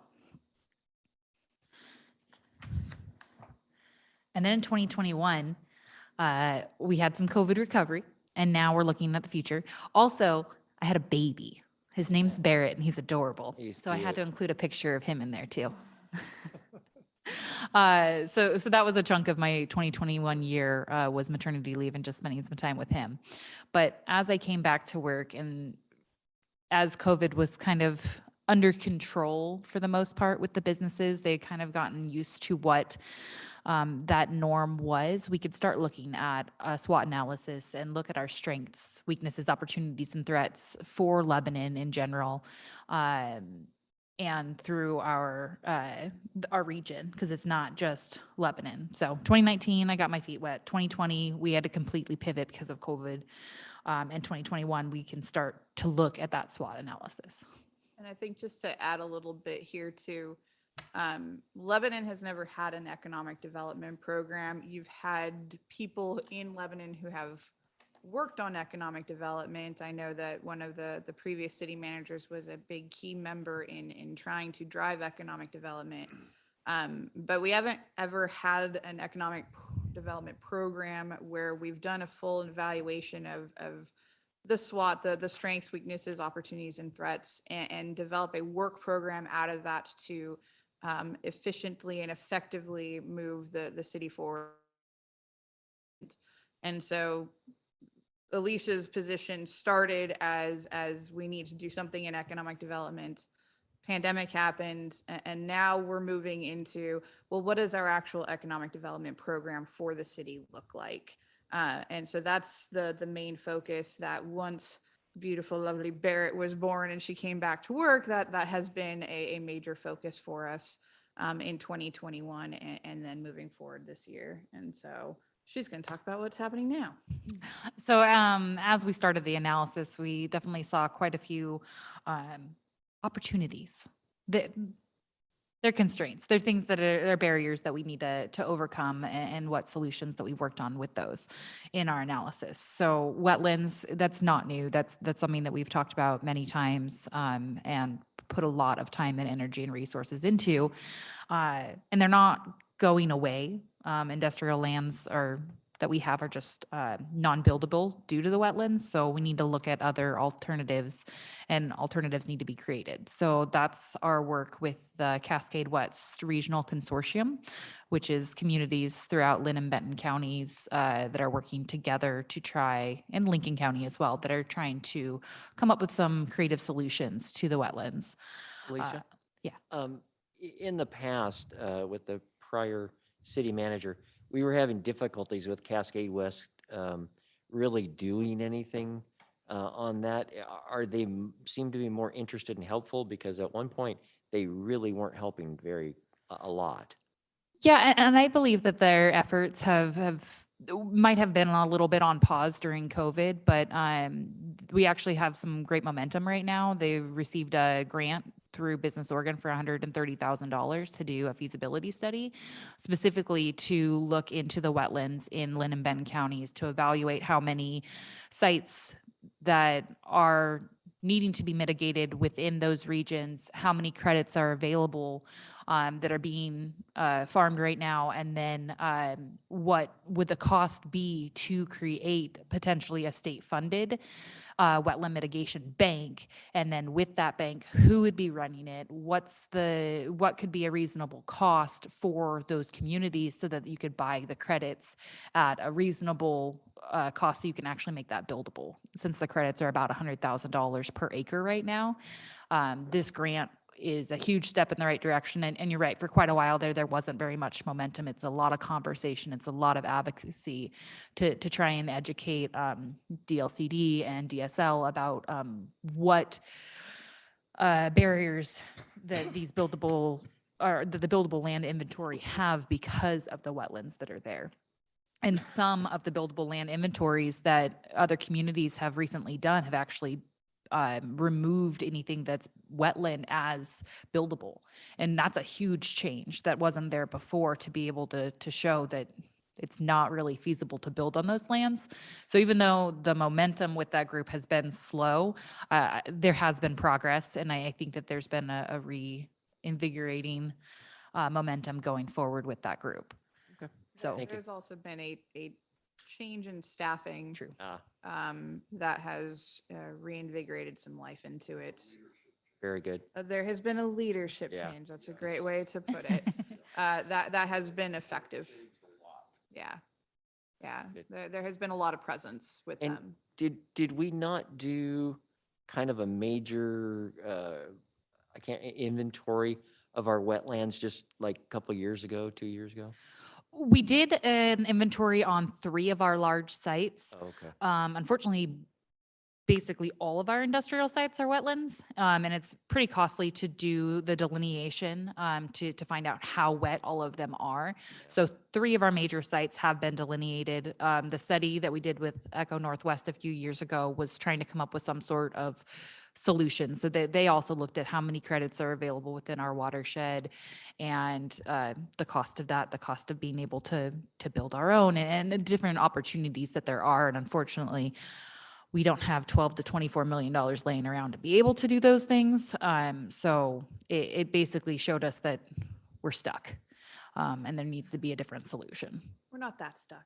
Yeah. Give a little bit of We're, light. we're working on things. The grant that Alicia alluded to, it's first of its kind. We would be a pilot program for the entire state. So that's pretty impressive. Yeah. There's also new players in the field. There is a previous DSL employee who was pretty high ranked in the organization that has recently retired and is now working in our region, and has provided us some free advice, which has provided some movement on a property that has been inundated with wetlands.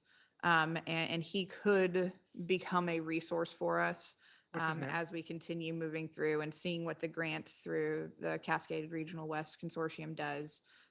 There's some opportunities that are out there. We're never going to get a property that's going to be completely dry, but we can start repositioning properties to say, do some mitigation, do some enhancements, and do some relocations of it, much like we did with Lowe's. Just Lowe's is a huge player. We don't have opportunities for huge players much anymore, but we do have opportunities for some big players and for some medium-sized companies, but we just need sort of help reposition those properties. And the Cascade West grant is going to help us figure out how, step one, what resources are we going to have available once we start working on that. Good. So Sorry, didn't want to dwell on the wetlands. Yeah, no worries. it's a big part of our analysis. Yeah, it is. And then the grant that they got was for phase 1. There is a phase 2, and that's the actual implementation of what a state-funded or regional wetlands bank would, the actual implementation of making it happen. And there's not funds yet for that, but hoping that from the study that the funds can be identified to make that happen. And then under resources, there's limitations to what I can do. Unfortunately, I can't tell somebody exactly how to start a business and go through every single step in the process. I am not a one-stop shop, but I do know a lot of people that can help.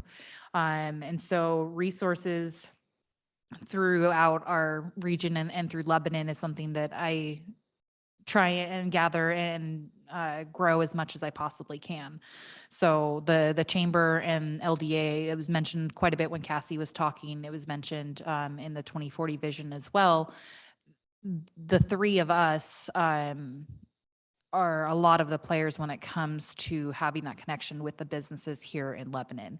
And so we do a monthly luncheon the Chamber, the Downtown Association, Kelly and I, just so that we can make sure that we're on the same page and we can identify joint projects, if there's joint grants, if there's an opportunity in the downtown that the Chamber can help out with and vice versa.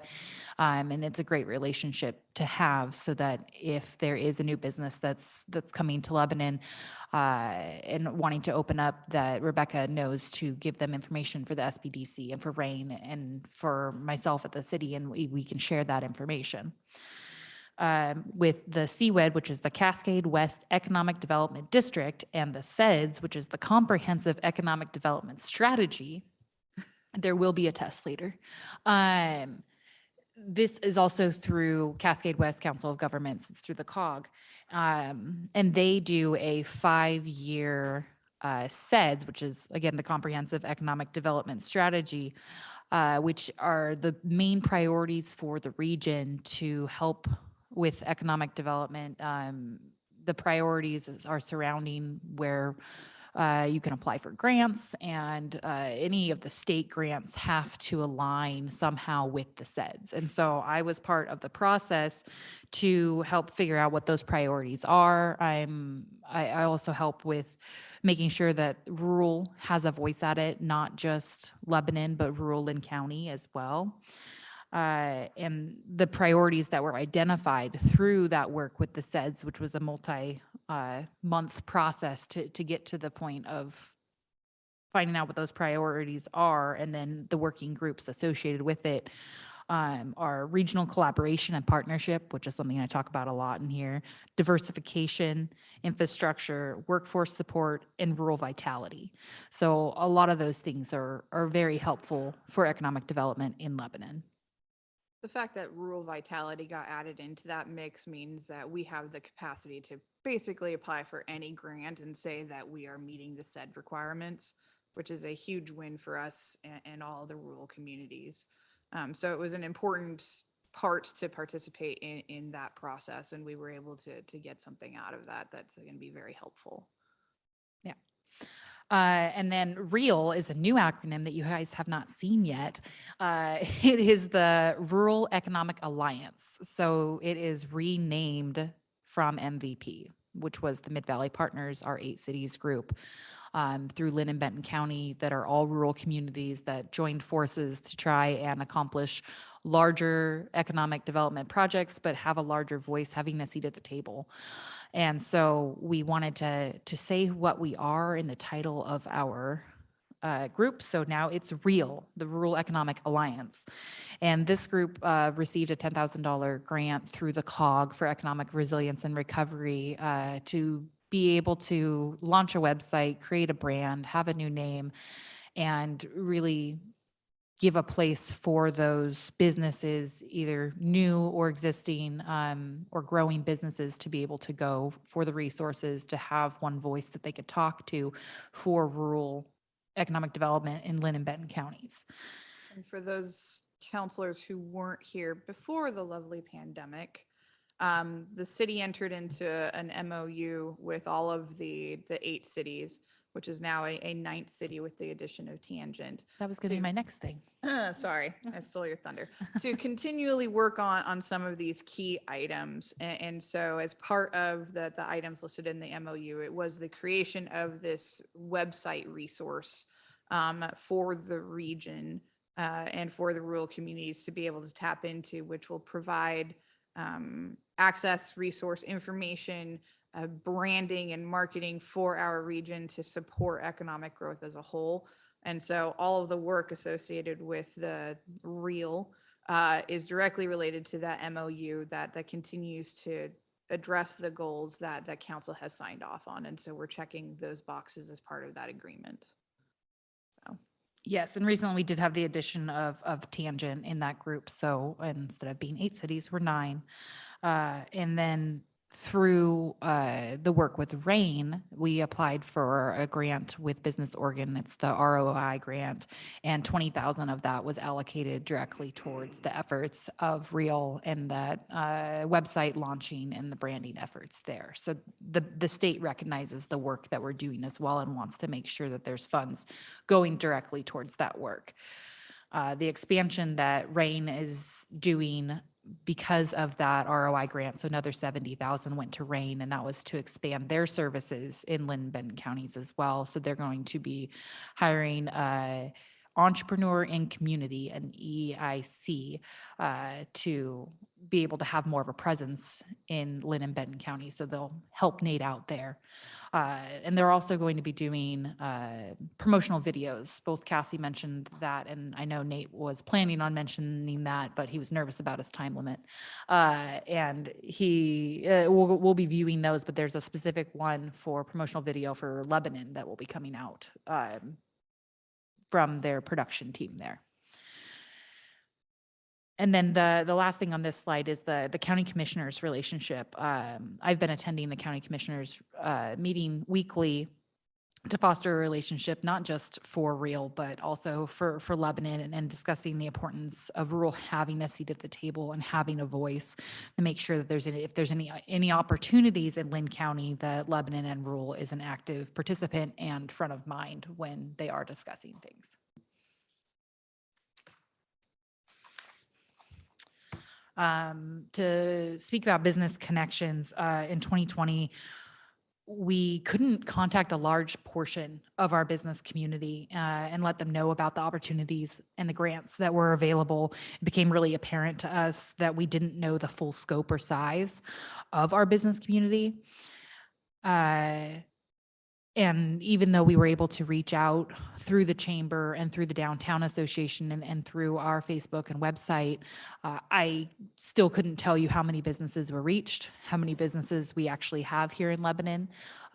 Using the state platform to see how many businesses there are for Lebanon is cumbersome, and it doesn't give you the correct information.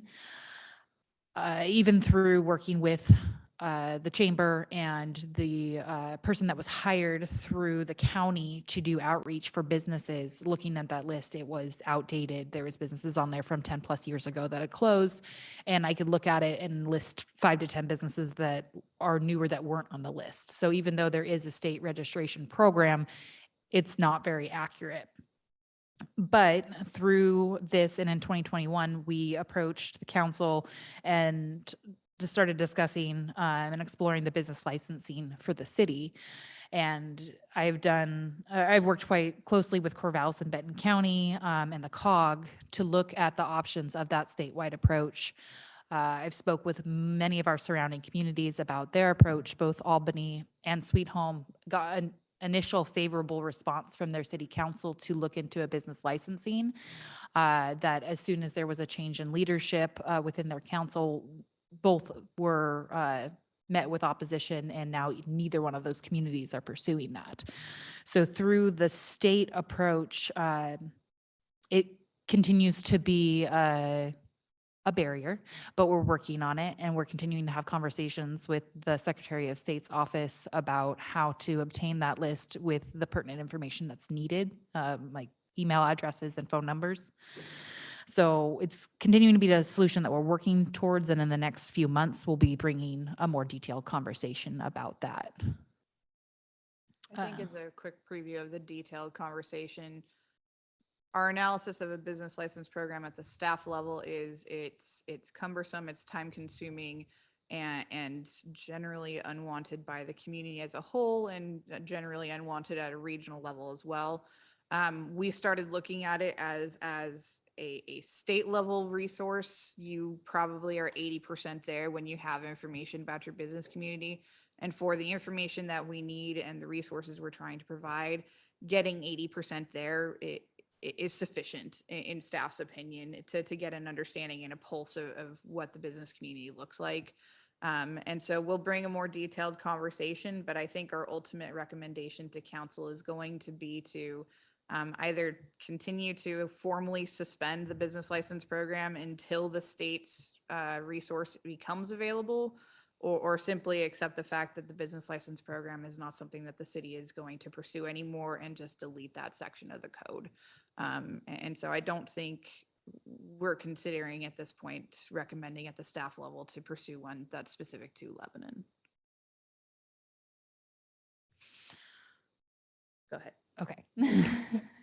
Next would be the presence in the community. So in order to connect with businesses, making sure that my position or somebody from the city is visible at different community events and in different organizations, being a part of Optimus, making sure that the city's present at chamber greeters and after hours, being a part of the downtown association and making sure that there's that presence so that if somebody is looking for a resource that the city might have, that they know to contact me or somebody in our department.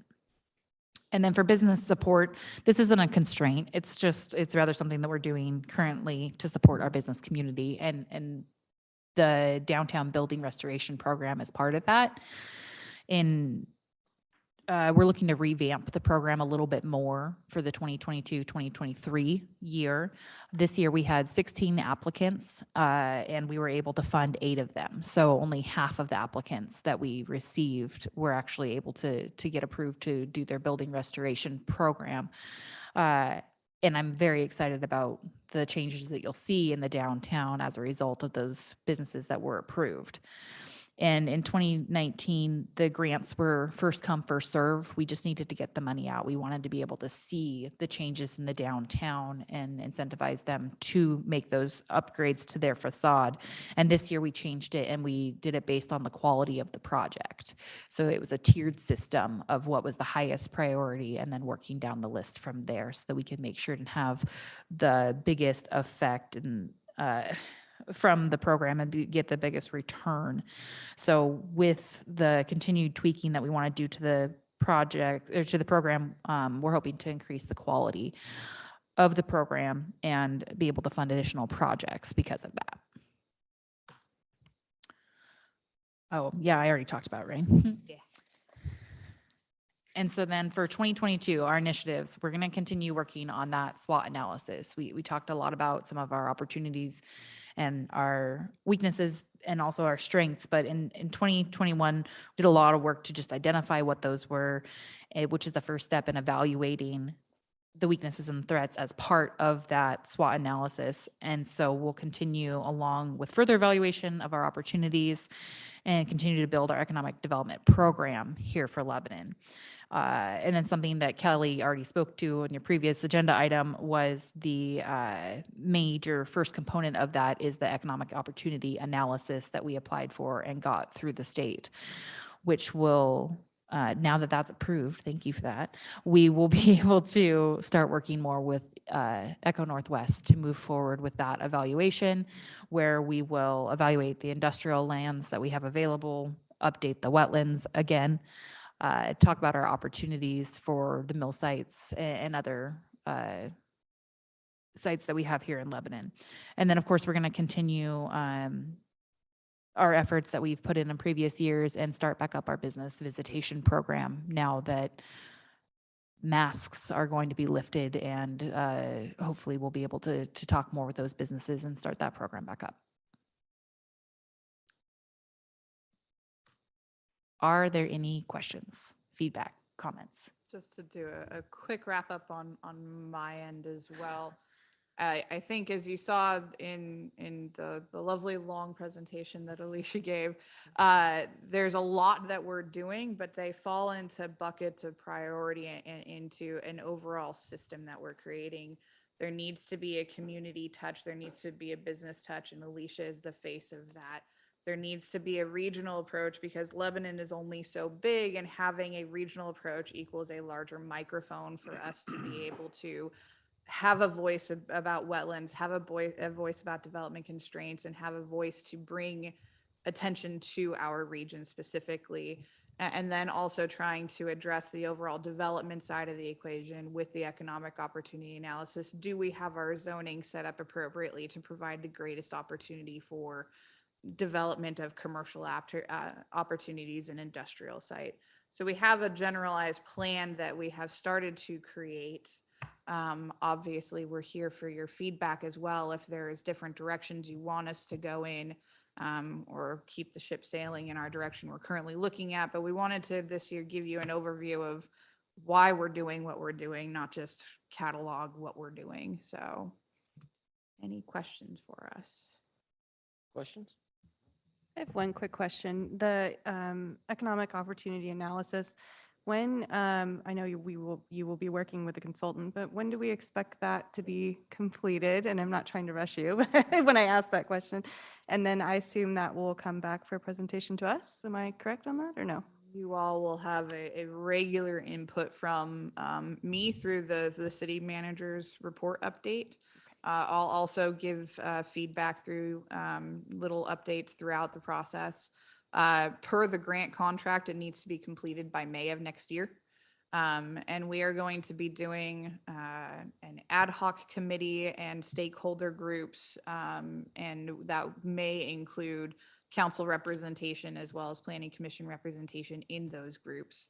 We haven't yet figured that out, and I respectfully rely on my consultant to tell me how to best do that to get the work and input that they need.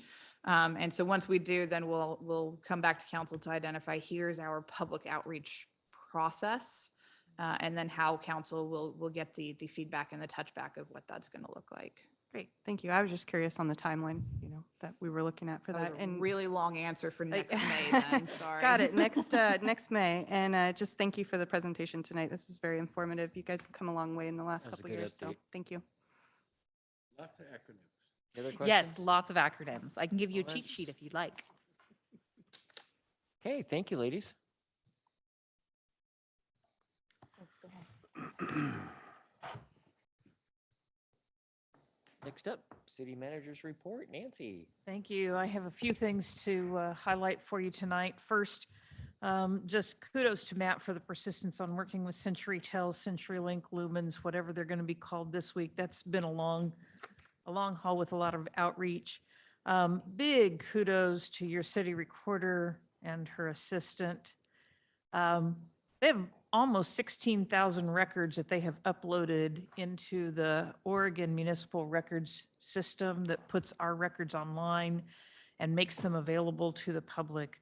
That has been a monumental effort, and in some respects, it's one of the benefits of COVID, that with remote work, they have been able to really focus on getting documents scanned, cataloged, appropriately logged, and set up. But it is a monumental work effort, and I give big kudos to them. To that end, just an FYI, on Friday morning, City Hall offices are going to be closed to the public, and we're not going to answer the phone for just until noon. We have a lot of records around City Hall.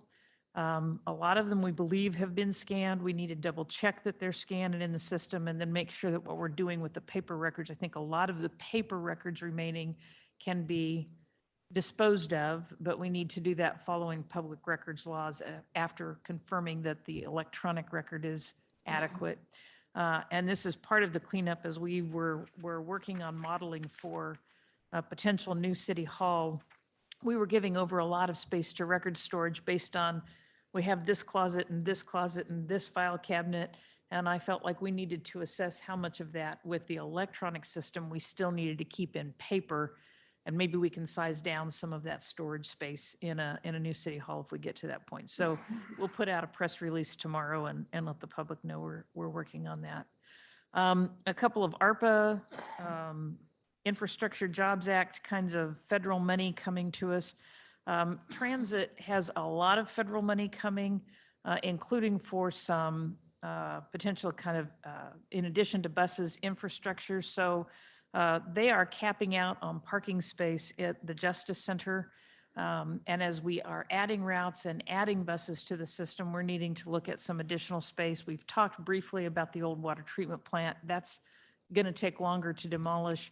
So we are looking at the potential to pave that vacant lot next to the Justice Center, fence it, and use that for transit vehicle parking. If we go that direction, we also would be looking at adding electric charging stations. There is a hard push from the FTA to move to electric buses, and this would be an opportunity to get grant funding to put in the parking lot and to put in the charging infrastructure, and then start converting our buses as they need to be replaced to electric buses. So that is something we're looking at right now, and the opportunity to do it with someone else's money is what we like. And then we currently have just under $500,000 of federal ARPA dollars that we have not allocated to anything. I would like to be able to use 75,000 of that for some cybersecurity tools. Y'all know Lynn County got hit. Within that IT community, there is a lot of information sharing right now about what happened, what tools are being recommended by outside third parties that should have been in place or that were in place and were helpful at catching that quickly that we don't currently have. This is one of those things we kind of live in fear. When is it going to hit us? When is it going to hit us? So there are several tools that we need to acquire. I don't want to talk about them on the public record. So if you want to know specifics, you can call Brent off the record and talk about that. But cybersecurity is something that is about as critical as some of police operations in terms of needing to be there. And this is the Lynn County issue really hit awfully close to home.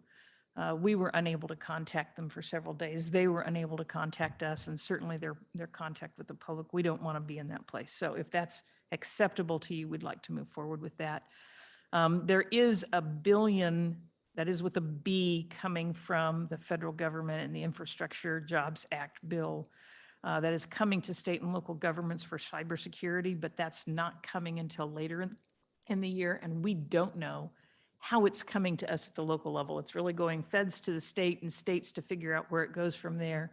And some of these tools we don't want to wait on. So just wanted to let you know about that. And then as we get headed into spring and summer, we are starting to get outreach from nonprofits about wanting to use parks without paying for those park permits, park use permits. These are requests that have oftentimes come to the city council to act on.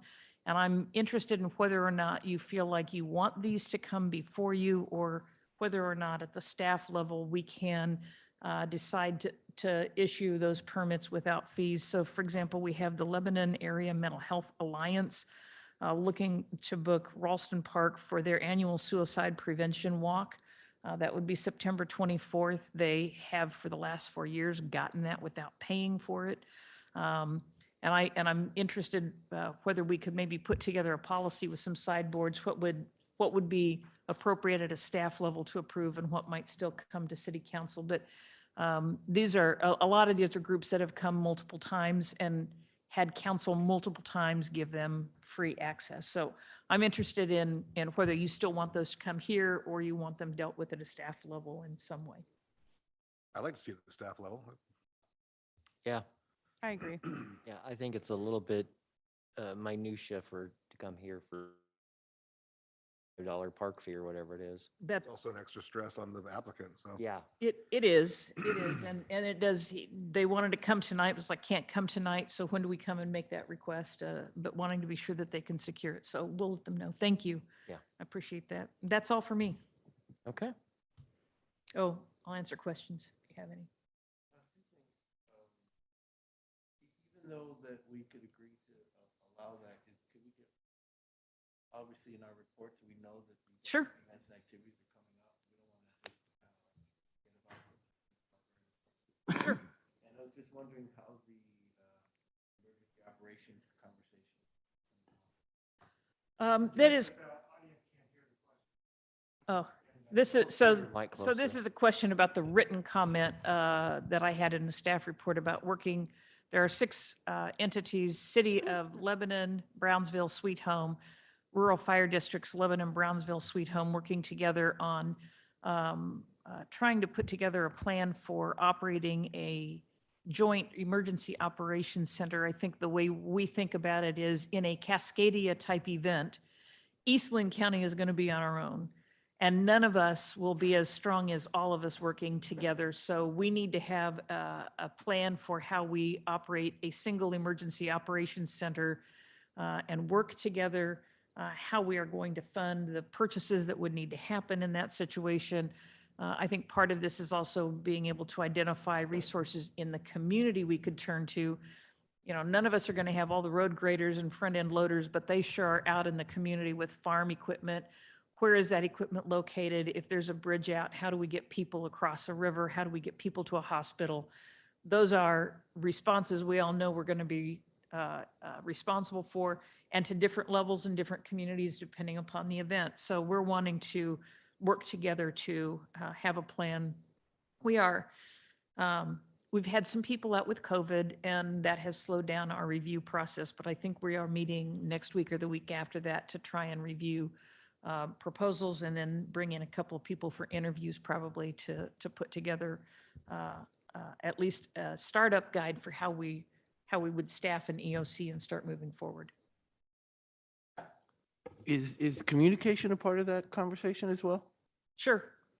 United Way, for example, during the fires, they funded a local church. I forget where it was, to be honest with you.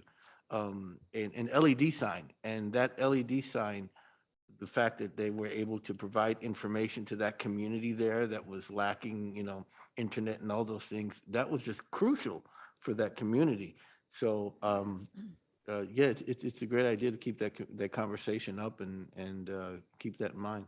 And I think we do recognize that though we are the city of Lebanon, people who live far outside the city limits think of themselves as Lebanon residents, and they will be affected by Cascadia or that type of event, fire type events. And that's, the rural fire districts in all cases have a much larger boundary than any of the cities do. So we're trying to recognize how we would work together and respond and assist each other. Recognize, we may have some things that other communities don't. They're going to have resources we don't, and we're going to need to be able to rely on each other. And that does include communications and communication networks, and recognizing, cell phones will be down, internet will be down. So how you get the word out to communities is going to be a real challenge for us. Thank you for being part of that conversation. Sure. Sure. Any other questions? Yeah, actually, I was reading through the thing and I noticed something jumped out on me on page 94 down under HR, and it kind of alarmed me. So I called Frank.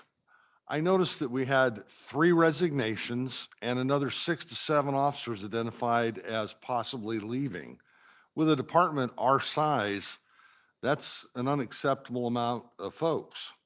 So I talked to the chief, and he's not feeling really comfortable himself, and I'll let him speak for himself, but we're getting down to the point that when things start warming up and people start getting out, not only are his lieutenants going to be going out on patrol, but Frank's going to reinvent himself as a patrol officer. There are times where we have 2 police officers on duty in this town. I can tell you from personal experience, and I'm sure Paul could reiterate this, that's unacceptable for officer safety and for our community safety. And I think I've not heard anything talked about at the council level, and surprises of this nature are not a good thing. And I think we need to start having a conversation. And I warned Frank I was going to, just so you know, full of disclosure, I told him I was going to bring it up, so get his head wrapped around how he might want to respond to that and bring that to the council. So just something that jumped out at me. I have a bad habit of reading I things. think we could say it's jumped out at Frank and me too in a big way. Yeah, I thought it's something that council needed to start talking about now before Frank has one guy out there on the street on a midnight shift. Well, that'll be Frank. It would be, but at least he knows where to go get cookies at night, and I'll come ride with you and be your backup. 4 o'clock, you can get a donut and sugar vibes. There you go. Gonna stay away from donuts, cookies. If you want me out there. Chief, would you like to? But yeah, Chief, I'd Count on like that? to, I mean, you and I discussed some of the issues, and I think letting the rest of the council know what you're facing and what some of the challenges are would be good. Yeah, I think, in today's police force, I think if you go around to every agency, you see that they are struggling with hiring good people and maintaining those folks. We're in basically a competition here with surrounding agencies. I've had 2 officers, one actually left to OSP, one's in a background for OSP. One is going to be a fireman, which I don't know geez. why, but, you Can't know, blame 'em, huh? It's fun. it's, yeah, other agencies are offering incentives for people to come there, especially if they're certified, which is, very intriguing for younger officers that we're hiring. The challenges of finding good folks in today's police world is difficult, especially since the past 2 years has been nothing but defund the police bashing, and so on. Fortunate, love this community, and the community loves us back, but it also needs to understand that we're reaching, or the potential of reaching, that point where not only myself, my captain, my 2 lieutenants, my administration is going to be out trying to fill the slots of vacancies, to kind of takes away from what I should be doing as the chief, and the captain and the 2 lieutenants. So it's definitely a challenge that I am facing. I'm not facing it alone, of course. My whole department is well aware of what is coming our way and what is happening. But we're reaching that point of critical, what I call critical mass, of especially coming into the warmer months, summer months, where the call load will go up. There's more situations that are happening within this community that if you would have asked me 5 years ago, we've had homicides, we've had serious assaults, we've had things that it just it's getting dangerous, right? So when it comes to and on top of everything else, we're running a jail. And that's something that you guys are going to see. For those of you guys that are coming on the tour, we'll get to see our jail. We're one of the very few municipalities in the state that run and operate a jail.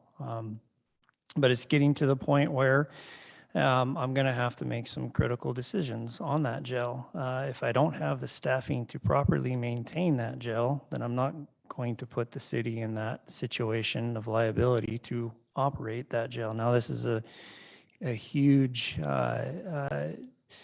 what I would say is a huge decision to make, because that jail is one of the few jails that we're accepting bodies. We're accepting inmates. We're accepting people that need to be held accountable. Yeah, especially with the COVID outbreak, it's pretty difficult to get someone in Lynn County Jail. So you take away that aspect. What do we do with our individuals who are doing thieves, or breaking into cars and committing low-level misdemeanor crimes? They need to be held accountable. So yeah, and you add on top, of course, that, plus you have the mental health aspect on the rise. So there's a lot of challenges that your police department is being faced with, and especially in the next upcoming months, it's going to be a challenge. So, what's the answer? At this particular point in time, it's trying to find good people to apply for us when it's a very compatible. Chief, do we have a signing bonus at all? No. That might be something maybe that we look at, if that's attracting other people and it's pulling them away from us, but yeah. It's not, this isn't unique to police only. It's happening at the sheriff's department. It's happening in dispatch. It's happening at fire agencies. It's happening across the country. And no one seems to know why, but people aren't just leaving public service. They're leaving it altogether. They're not just going from one agency to another. They're just working 4, 5, 6 years and saying, I don't want to do this anymore, for whatever reason. And they're leaving the profession. And so what we found at Fire is that it's not money. Our people are paid well. Our people are paid comparatively to other jurisdictions. It's even signing bonuses. It's not that. It's the job. It's what comes with the job. It's their time. Makes sense. And so it's very difficult. It's hard for us to maintain hiring lists. It's hard for us to hire medics. It's difficult right now. And so it's not a surprise to us. We've been seeing this for a year or so, but to have a group like this leave is definitely frustrating, but it's not something you can throw money at. it's not something you can throw more bodies at because you can't find the bodies. Well, that's the problem that we discussed. The gene pool is getting pretty thin on folks that want to come in. How many folks did you interview? 7, And how many of them would you hire? none. None. That really says something, but it's, as Frank and I discussed, it is reaching critical mass, and you, as a council, you don't want to be surprised. I know. Well, I think to add to this, there are two other things that we're not talking about yet. One is the overtime demands that we're placing on the officers who remain to cover shifts. And the other one is to get a good police officer, you need a really good hire. You just heard interviewed 7, got none. And then there is about an 18-month training period before that officer is functional. You know, a lot of other jobs you think about, you can go out and put an ad in the paper for a secretary tomorrow. Minimal skills are required. You interview, you hire them. They start, you know, in a week, and boom, here's your computer, do your job, here's work to do. And they are fully functional, usually within a couple of months. We don't even have to spend a lot of time giving you This is basics. 18 months. 18 months, and during that 18-month time period, you have that trainee tied up with a full-time officer in training, which Right. means you've got 2 people on the street, neither of whom are really fully functional because the training officer is spending time. This is how you do this. This is what you would do. Reevaluating the call we just went on. What'd you do right? What'd you do wrong? Kind of thing. And that slows everything down. So it is a significant problem. I'll tell you, the city manager's listserv is full of, are you offering signing bonuses, retention bonuses? What are you doing?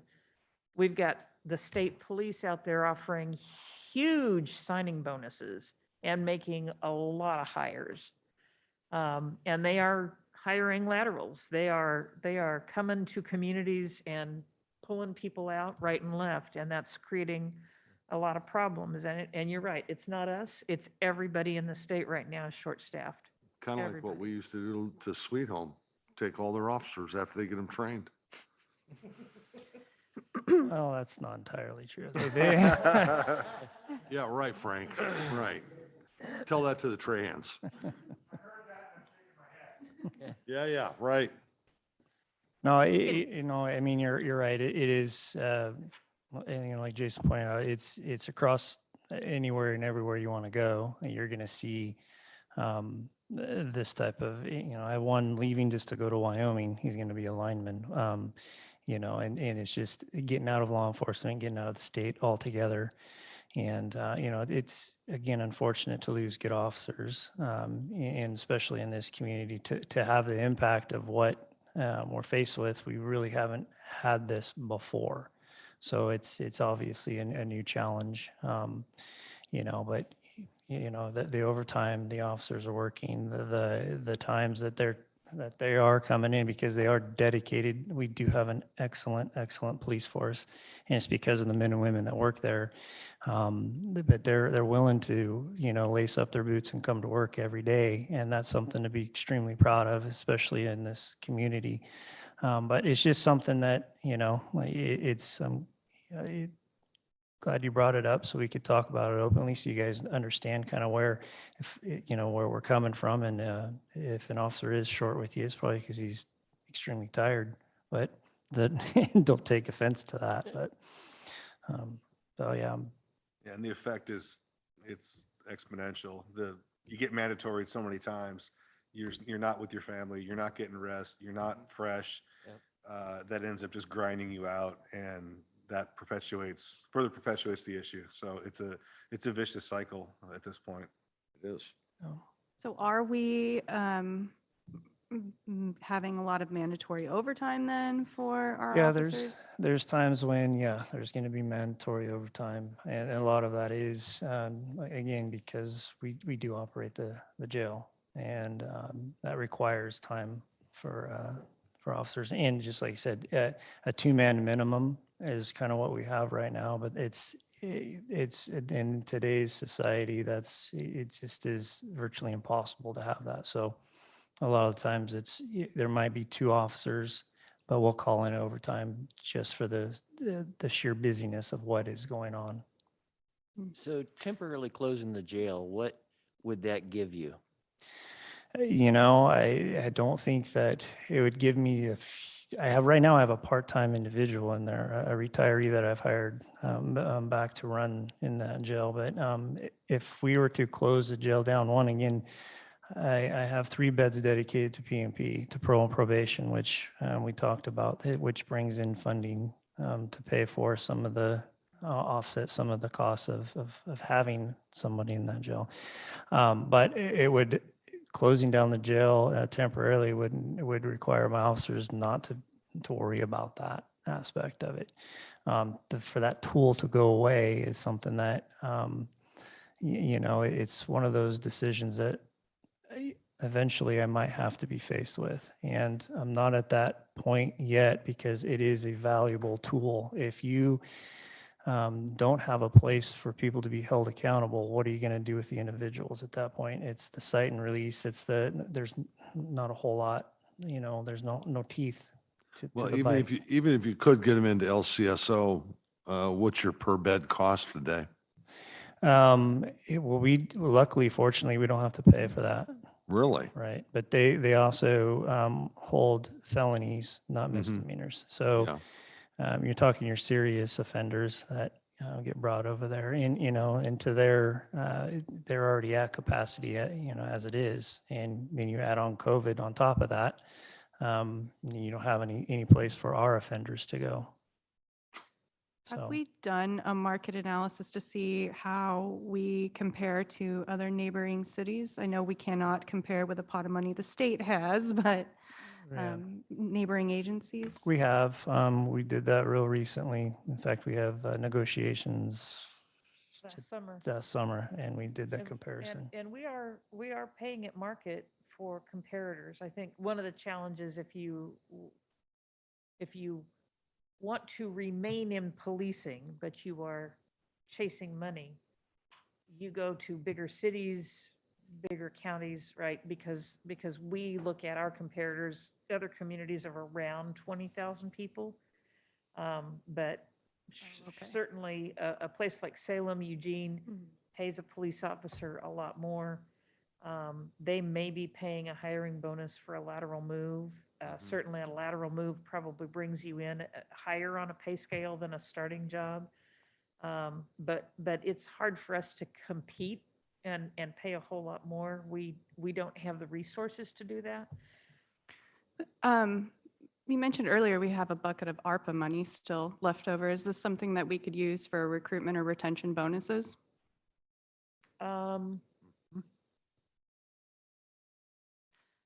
I guess thinking of just I'm going to say this as the younger one here, the generation. I mean, most millennials are looking for wherever is going to pay them the most. Now, that doesn't mean that they're going to take a job just because of the pay, but if we can incentivize maybe them to stay, especially assuming that these are maybe younger officers. I'm making a lot of assumptions here, but I think that would help. I think it's the opposite, Michelle. I really, and we're seeing it to be the opposite, where the money's there if they want it. They can work all the overtime they want and make as much as they want, but they don't want it because they value their time more than they value their personal time more than they value their work time. And so the cops of Frank's generation and the firemen of my generation, who would bite, kick, and scream over each other to get an overtime shift, these guys, unless they're being mandatory, these guys don't take them because they have plans, they have families, they have other things to do. And so, again, that was the comment. You throw money at it. Sure. Those that want to chase it will chase it, but they can get it here without. You can get a $10,000 bonus over a couple of months, probably, and working overtime, to be honest. But that's also the work-life balance that would come with like a retention in terms of maybe vacation time. I know that isn't maybe very possible at the moment, but we're also if that's also what you're dipping into negotiation and collective bargaining agreements that Sure. play I as just, well, I but- was thinking, I know the school district just gave a retention bonus for some of their employees that were there for a long time. So it just was a thought. And if that's something that conflicts with negotiations, then maybe not then. Well, a good chunk of our art money is already committed It's already to committed. the West Side Interceptor project. And Yeah. Trey doesn't like it when I talk because the Chief? camera goes to him. What do you think is the answer? Or what can we as a council do to support you and help you in this situation? I think you guys do, Welcome. I think you get, yeah, thanks for putting me on the spot. I think you guys do an excellent job in supporting the police force. And I think the biggest thing is continue that support. Obviously, you know, we do need to market us to the point where we can attract people to come and apply. What that is, what that looks like, I'm not real certain. But, you know, just having this conversation is a good thing. So again, it helps you guys kind of understand where we're coming from, where I'm coming from, and what we're potentially up against. You know, you can throw monetary, you can throw all these things out there, but is that going to solve what we're up against? I honestly don't know. I don't know. But I think as a council goes, you guys have always been supportive, and it's very much appreciative of that.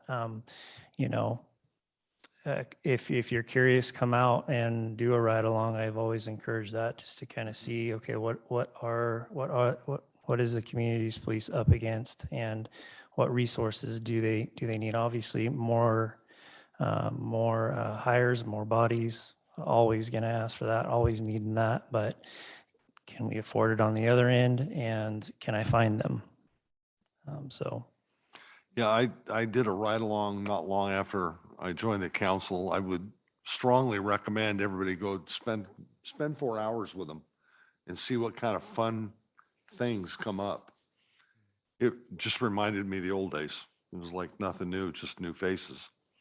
But it's amazing what goes on and what you see inside that car versus what you don't see when you're driving through town. I was just kind of wondering about the recruiting. Are there ways to think out of the box, come up with some new ideas? For example, back in Florida, when my son was in high school, he was part of, I know this is not a short-term solution, obviously, but he was part of one of the first police type training programs in a high school. It was actually located inside a police department. Are there any opportunities for long-term solutions, thinking out of the box? Or Yeah, you are know, those- do years those ago, exist? we started the cadet program, you know, it was about 2-3 years back. And so, but again, you have to be 21 years of age, graduate high school to apply for a police officer. A lot of my cadets are not yet 21 years of age. So, you know, but that's kind of that thinking back then of, okay, I'm trying to grow them into there. And of course, the volunteer reserve program. But I have one reserve right now.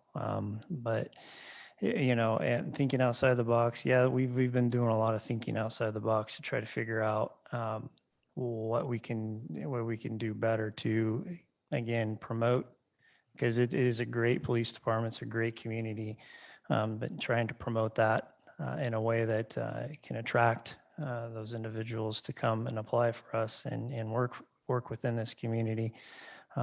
So yeah, there's some things we were thinking of doing, for sure. Maybe you and the mayor can make the next video.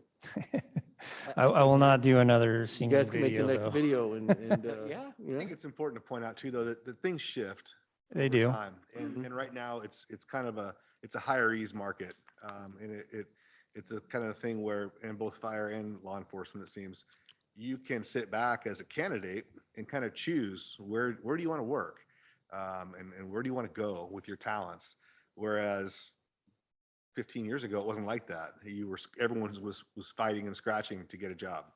That pendulum will shift again, because these agencies that hire, you know, for police, if it's, you know, OSP and Eugene, well, for fire, it's Clackamas and City of Portland, they go out and they hire 40, or they add a shift, and it creates, you know, 60 new jobs. and they suck everyone dry. But then they're full, and then they're back to their occasional pickup, and things will balance out. So that's the frustrating part, is can you make it to the balance? Can you make it through the pendulum swing and survive as a smaller community? And that's what's tough.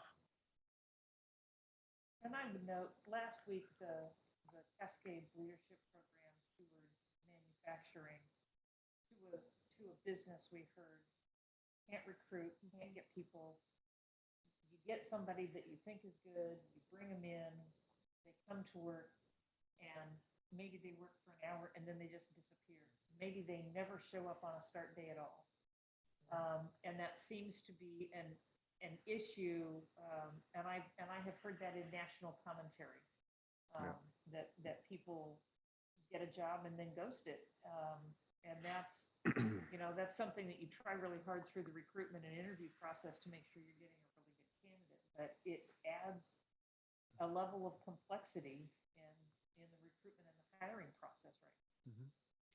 I was at Sisters this weekend, and there was a big sign in front of the Taco Bell, 1765. It's the same here in town with a $2 night Yeah, differential. I but this believe. was Yeah. just the starting pay. Mhm. Seven, it's amazing. Any other questions? Thank you for letting me bring it up. You're welcome. Thank you. Thank Thank you. you, Chief. All right, any other items from council? I had one item, Yeah. had someone stop me and ask about graffiti that they've been noticing around downtown, specifically on, it seemed like on a lot of the ODOT traffic control boxes.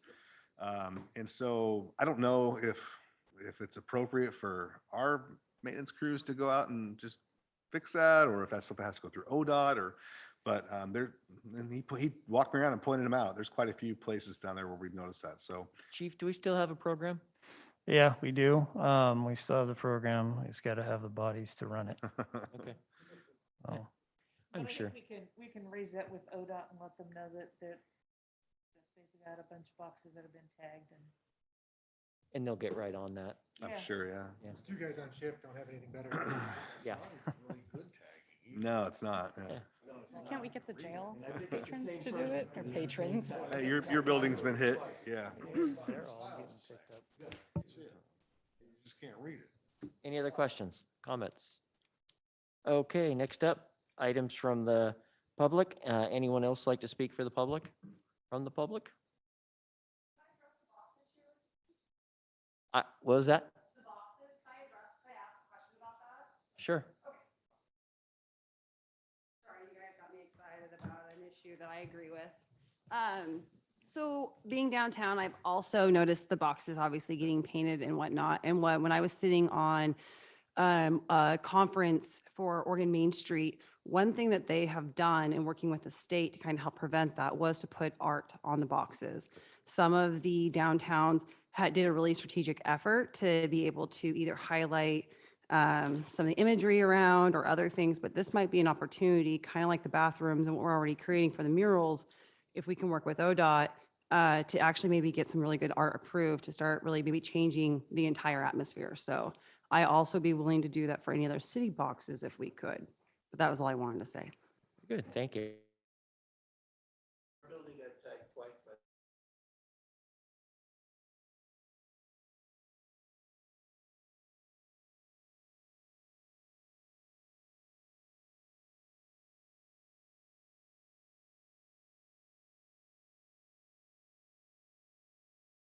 Okay.